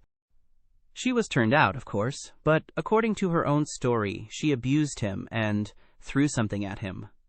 One may well believe it. How it is she wasn't taken up, I can't understand. Now she is telling everyone, including Amalia Ivanovna. But it's difficult to understand her. She is screaming and flinging herself about. Oh yes, she shouts that since everyone has abandoned her, she will take the children and go into the street with a barrel organ, and the children will sing and dance, and she too, and collect money and will go every day under the general's window, to let everyone see well-born children, whose father was an official, begging in the street. She keeps beating the children, and they are all crying. She is teaching Lida to sing My Village, the boy to dance. Polenka the same. She is tearing up all the clothes and making them little caps like actors. She means to carry a tin basin and make it tinkle instead of music. She won't listen to anything. Imagine the state of things. It's beyond anything. Lebeziatnikov would have gone on, but Sonia, who had heard him almost breathless, snatched up her cloak and hat and ran out of the room, putting on her things as she went. Raskolnikov followed her, and Lebeziatnikov came after him. "She has certainly gone mad," he said to Raskolnikov as they went out into the street. I didn't want to frighten Sofya Semyonovna, so I said, "It seemed like it, but there isn't a doubt of it. They say that in consumption the tubercles sometimes occur in the brain. It's a pity I know nothing of medicine." I did try to persuade her, but she wouldn't listen. Did you talk to her about the tubercles? Not precisely of the tubercles. Besides, she wouldn't have understood. But what I say is that if you convince a person logically that he has nothing to cry about, he'll stop crying. That's clear. Is it your conviction that he won't? Life would be too easy if it were so, answered Raskolnikov. Excuse me. Of course it would be rather difficult for Katerina Ivanovna to understand, but do you know that in Paris they have been conducting serious experiments as to the possibility of curing the insane simply by logical argument? One professor there, a scientific man of standing, lately dead, believed in the possibility of such treatment. His idea was that there's nothing really wrong with the physical organism of the insane, and that insanity is, so to say, a logical mistake, an error of judgment, an incorrect view of things. He gradually showed the madman his error, and, would you believe it, they say he was successful. But as he made use of douches too, how far success was due to that treatment remains uncertain. So it seems, at least. Raskolnikov had long ceased to listen. Reaching the house where he lived, he nodded to Lebeziatnikov and went in at the gate. Lebeziatnikov woke up with a start, looked about him, and hurried on. Raskolnikov went into his little room and stood still in the middle of it. Why had he come back here? He looked at the yellow and tattered paper, at the dust, at his sofa. From the yard came a loud, continuous knocking. Someone seemed to be hammering. He went to the window, rose on tiptoe, and looked out into the yard for a long time with an air of absorbed attention. But the yard was empty, and he could not see who was hammering. In the house on the left he saw some open windows. On the windowsills were pots of sickly-looking geraniums. Linen was hung out of the windows. He knew it all by heart. He turned away and sat down on the sofa. Never had he felt himself so fearfully alone. Yes, he felt once more that he would perhaps come to hate Sonia now that he had made her more miserable. Why had he gone to her to beg for her tears? What need had he to poison her life? Oh, the meanness of it! I will remain alone, he said resolutely, and she shall not come to the prison. 5 minutes later he raised his head with a strange smile. That was a strange thought. Perhaps it really would be better in Siberia, he thought suddenly. He could not have said how long he sat there with vague thoughts surging through his mind. All at once the door opened and Dunya came in. At first she stood still and looked at him from the doorway, just as he had done at Sonia. Then she came in and sat down in the same place as yesterday, on the chair facing him. He looked silently and almost vacantly at her. Don't be angry, brother. I've only come for 1 minute, said Dunya. Her face looked thoughtful but not stern. Her eyes were bright and soft. He saw that she too had come to him with love. Brother, now I know all. Dmitri Prokofitch has explained and told me everything. They are worrying and persecuting you through a stupid and contemptible suspicion. Dmitri Prokofitch told me that there is no danger, and that you are wrong in looking upon it with such horror. I don't think so, and I fully understand how indignant you must be, and that indignation may have a permanent effect on you. That's what I am afraid of. As for your cutting yourself off from us, I don't judge you. I don't venture to judge you, and forgive me for having blamed you for it. I feel that I too, if I had so great a trouble, should keep away from everyone. I shall tell Mother nothing of this, but I shall talk about you continually, and shall tell her from you that you will come very soon. Don't worry about her. I will set her mind at rest, but don't you try her too much. Come once at least. Remember that she is your mother. And now I have come simply to say, Dunya began to get up, that if you should need me, or should need, all my life or anything, call me, and I'll come. Goodbye. She turned abruptly and went towards the door. Dunya! Raskolnikov stopped her and went towards her. That Razumihin Dmitri Prokofitch is a very good fellow. Dunya flushed slightly. Well, she asked, waiting a moment. He is competent, hard-working, honest, and capable of real love. Goodbye, Dunya." Dunya flushed crimson. Then suddenly she took alarm. "But what does it mean, brother? Are we really parting forever, that you give me such a parting message?" "Never mind. Goodbye." He turned away and walked to the window. She stood a moment, looked at him uneasily, and went out troubled. No, he was not cold to her. There was an instant, the very last one, when he had longed to take her in his arms and say goodbye to her, and even to tell her, but he had not dared even to touch her hand. "Afterwards she may shudder when she remembers that I embraced her, and will feel that I stole her kiss." And would she stand that test? He went on a few minutes later to himself. No, she wouldn't. Girls like that can't stand things. They never do. And he thought of Sonia. There was a breath of fresh air from the window. The daylight was fading. He took up his cap and went out. He could not, of course, and would not consider how ill he was. But all this continual anxiety and agony of mind could not but affect him. And if he were not lying in high fever, it was perhaps just because this continual inner strain helped to keep him on his legs and in possession of his faculties. But this artificial excitement could not last long. He wandered aimlessly. The sun was setting. A special form of misery had begun to oppress him of late. There was nothing poignant, nothing acute about it, but there was a feeling of permanence, of eternity about it. It brought a foretaste of hopeless years of this cold, leaden misery, a foretaste of an eternity on a square yard of space. Towards evening, this sensation usually began to weigh on him more heavily. With this idiotic, purely physical weakness, depending on the sunset or something, one can't help doing something stupid. "You'll go to Dunya, as well as to Sonia," he muttered bitterly. He heard his name called. He looked round. Libeziatnikov rushed up to him. "Only fancy, I've been to your room looking for you. Only fancy, she's carried out her plan and taken away the children. Sofia Semyonovna and I have had a job to find them. She is rapping on a frying pan and making the children dance. The children are crying. They keep stopping at the crossroads and in front of shops. There's a crowd of fools running after them. Come along." "And Sonia?" Raskolnikov asked anxiously, hurrying after Libeziatnikov. "Simply frantic. That is, it's not Sofia Semyonovna's frantic, but Katerina Ivanovna, though Sofia Semyonova's frantic too. But Katerina Ivanovna is absolutely frantic. I tell you, she is quite mad. They'll be taken to the police.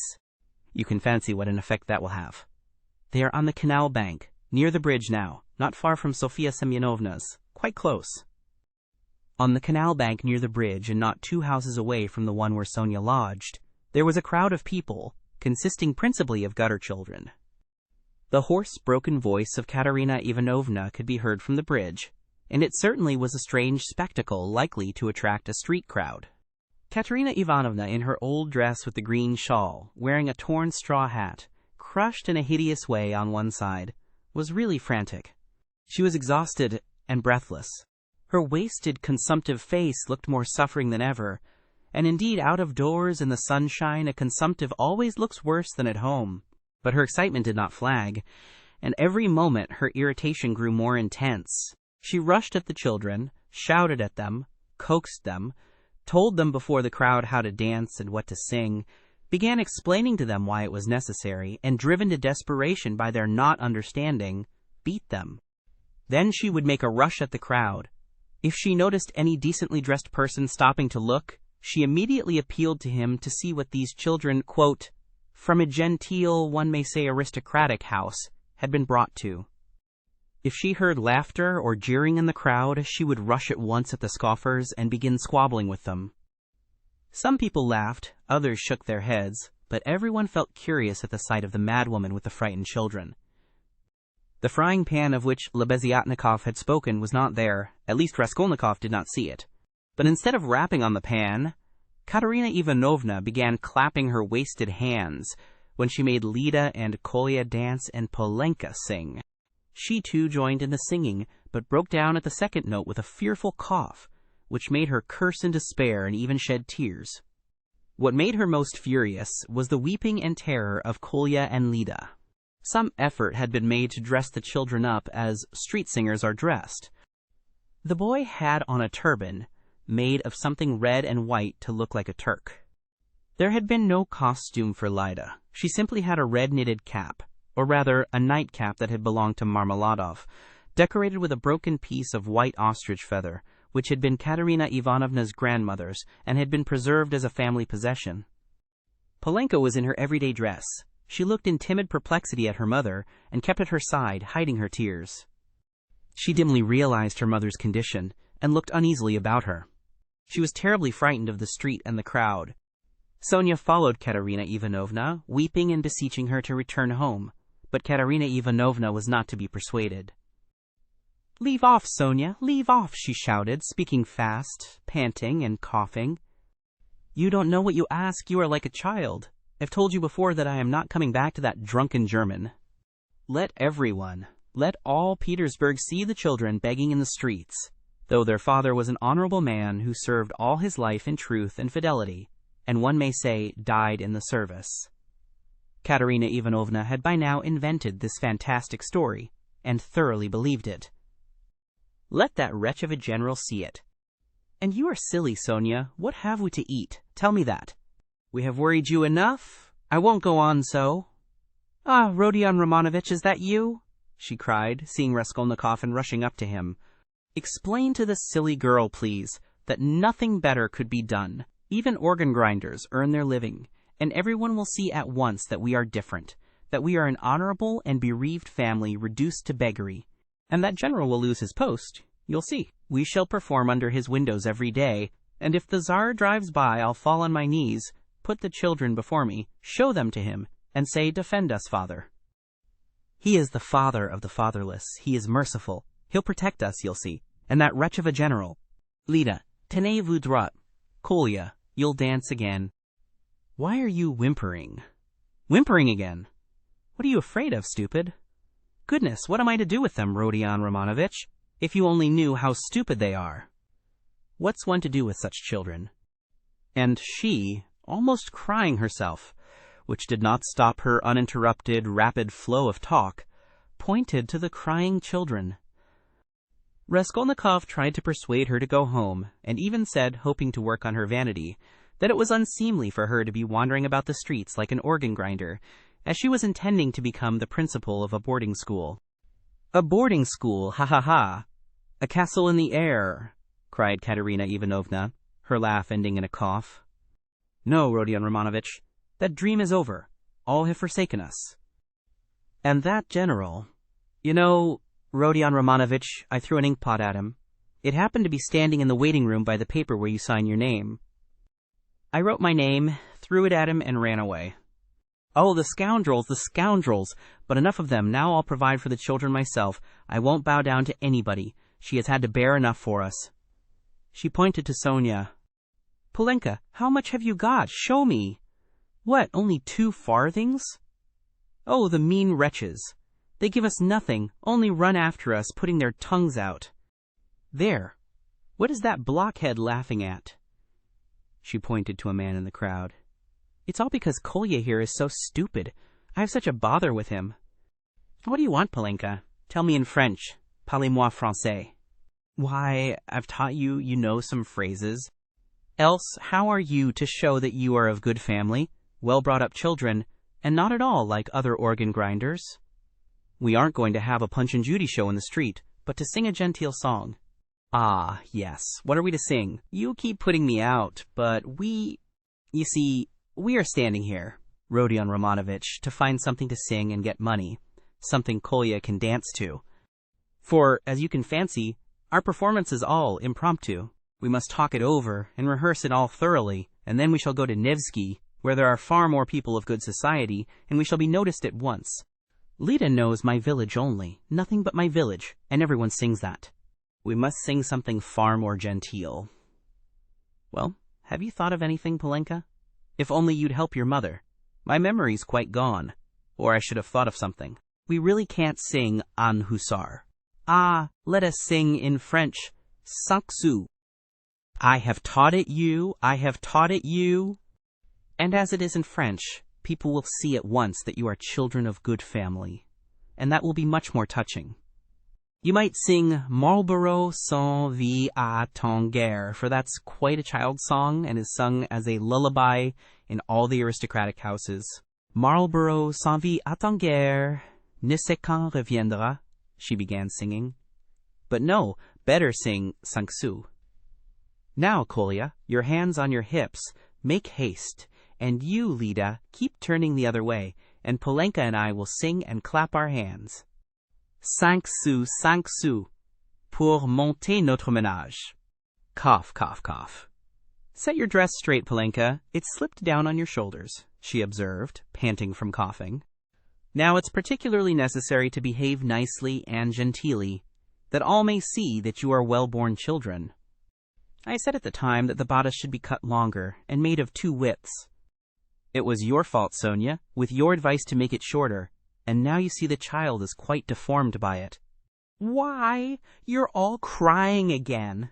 What's the matter, stupids? Come, Kolya, begin. Make haste, make haste. Oh, what an unbearable child. Cinq sous, 5 sous. A policeman again. What do you want? A policeman was indeed forcing his way through the crowd, but at that moment a gentleman in civilian uniform and an overcoat, a solid-looking official of about 50 with a decoration on his neck, which delighted Katerina Ivanovna and had its effect on the policeman, approached and without a word handed her a green 3-ruble note. His face wore a look of genuine sympathy. Katerina Ivanovna took it and gave him a polite, even ceremonious bow. I thank you, honored sir, she began loftily. The causes that have induced us. Take the money, Polenka. You see there are generous and honorable people who are ready to help a poor gentlewoman in distress. You see, honored sir, these orphans of good family, I might even say of aristocratic connections, and that wretch of a general sat eating grouse, and stamped at my disturbing him. Your Excellency, I said, protect the orphans, for you knew my late husband, Semyon Zaharovitch, and on the very day of his death, the basest of scoundrels, slandered his only daughter. That policeman again! Protect me, she cried to the official. Why is that policeman edging up to me? We have only just run away from one of them. What do you want, fool? It's forbidden in the streets. You mustn't make a disturbance. It's you're making a disturbance. It's just the same as if I were grinding an organ. What business is it of yours? You have to get a license for an organ, and you haven't got one, and in that way you collect a crowd. Where do you lodge? What, a license? Wailed Katerina Ivanovna. I buried my husband today. What need of a license? Calm yourself, madam, calm yourself, began the official. Come along. I will escort you. This is no place for you in the crowd. You are ill. Honored sir, you don't know, screamed Katerina Ivanovna. We are going to the Nevsky. Sonia, where is she? She is crying too. What's the matter with you all? Kolya, Lida, where are you going? She cried suddenly in alarm. Oh, silly children. Kolya, Lida, where are they off to? Kolya and Lida, scared out of their wits by the crowd, and their mother's mad pranks, suddenly seized each other by the hand and ran off at the sight of the policeman, who wanted to take them away somewhere. Weeping and wailing, poor Katerina Ivanovna ran after them. She was a piteous and unseemly spectacle, as she ran, weeping and panting for breath. Sonia and Polenka rushed after them. Bring them back, Sonia!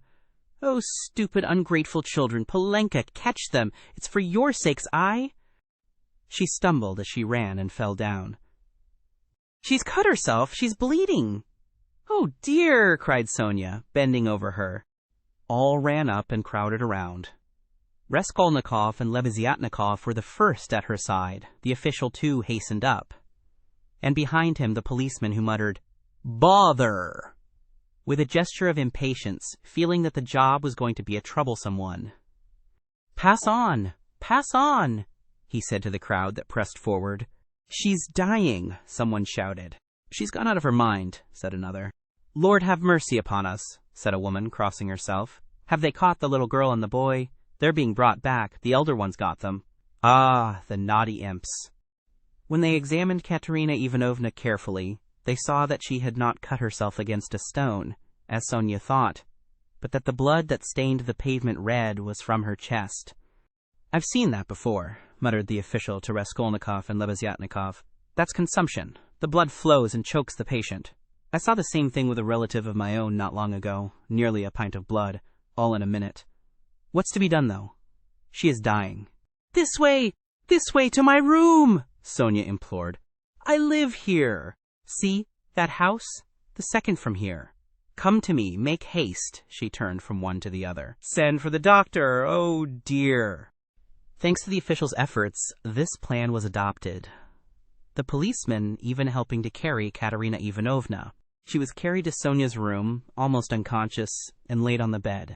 The blood was still flowing, but she seemed to be coming to herself. Raskolnikov, Lebeziatnikov, and the official accompanied Sonia into the room and were followed by the policeman, who first drove back the crowd which followed to the very door. Polenka came in, holding Kolya and Lida, who were trembling and weeping. Several persons came in, too, from the Kapernamovs' room. The landlord, a lame, one-eyed man of strange appearance with whiskers and hair that stood up like a brush, his wife, a woman with an everlastingly scared expression, and several open-mouthed children with wonder-struck faces. Among these, Svidrigailov suddenly made his appearance. Raskolnikov looked at him with surprise, not understanding where he had come from, and not having noticed him in the crowd. A doctor and priest were spoken of. The official whispered to Raskolnikov that he thought it was too late now for the doctor, but he ordered him to be sent for. Kapernaumov ran himself. Meanwhile, Katerina Ivanovna had regained her breath. The bleeding ceased for a time. She looked with sick but intent and penetrating eyes at Sonia, who stood pale and trembling, wiping the sweat from her brow with a handkerchief. At last she asked to be raised. They sat her up on the bed, supporting her on both sides. "Where are the children?" she said in a faint voice. "You've brought them, Polenka? Oh, the sillies! Why did you run away? Ugh!" Once more her parched lips were covered with blood.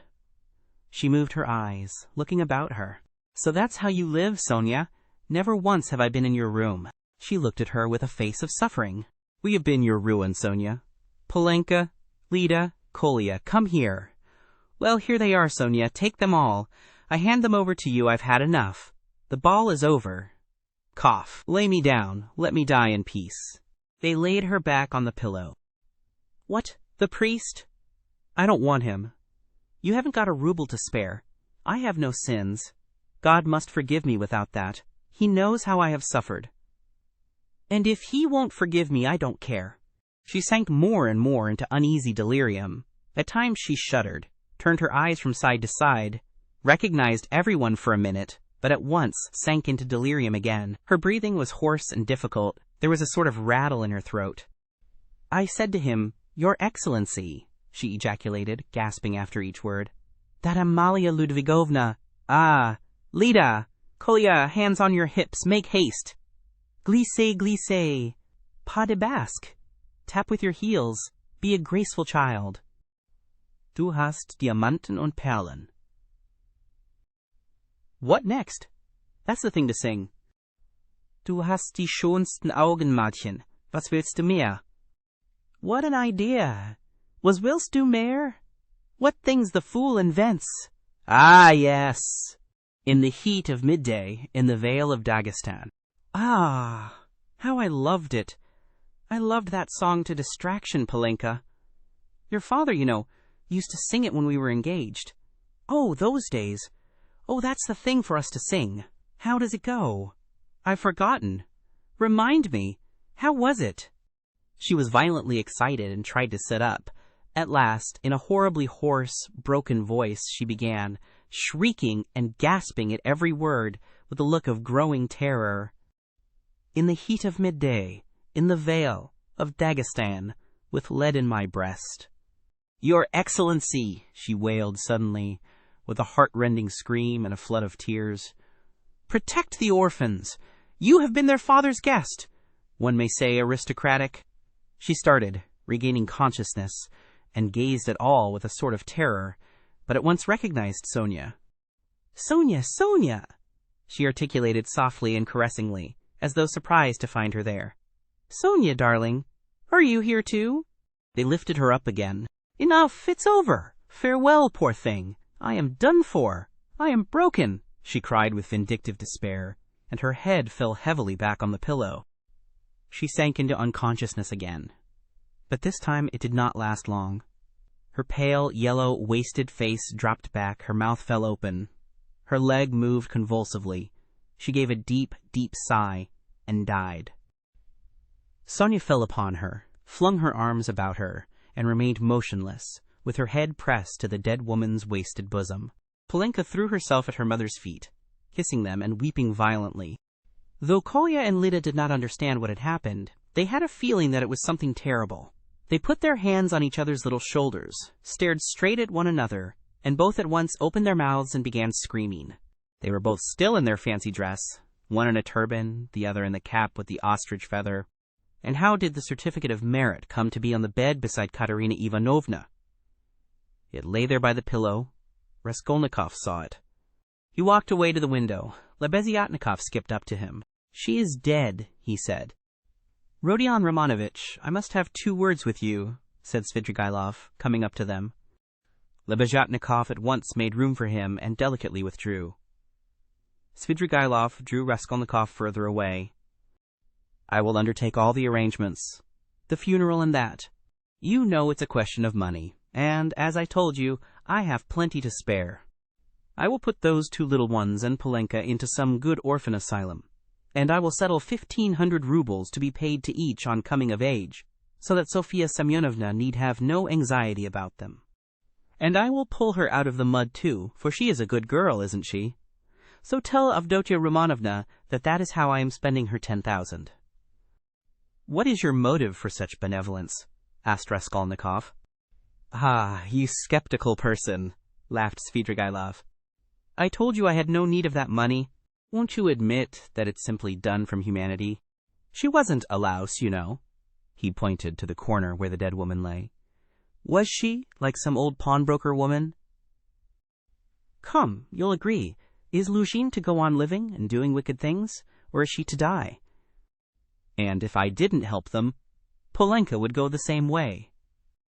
He said this with an air of a sort of gay, winking slyness, keeping his eyes fixed on Raskolnikov, who turned white and cold, hearing his own phrases spoken to Sonia.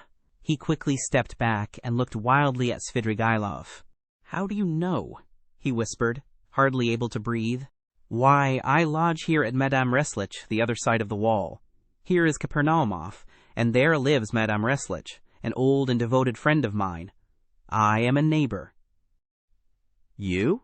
"Yes," continued Svidrigailov, shaking with laughter. "I assure you on my honor, dear Rodion Romanovitch, that you have interested me enormously. I told you we should become friends. I foretold it. Well, here we have, and you will see what an accommodating person I am. You'll see that you can get on with me." Thank you for tuning in to vibeBooks. We hope you enjoyed this journey. Please consider liking, commenting, and subscribing to our channel. Check out our playlist or explore vibeBooks for more classic stories. Until next time, happy listening.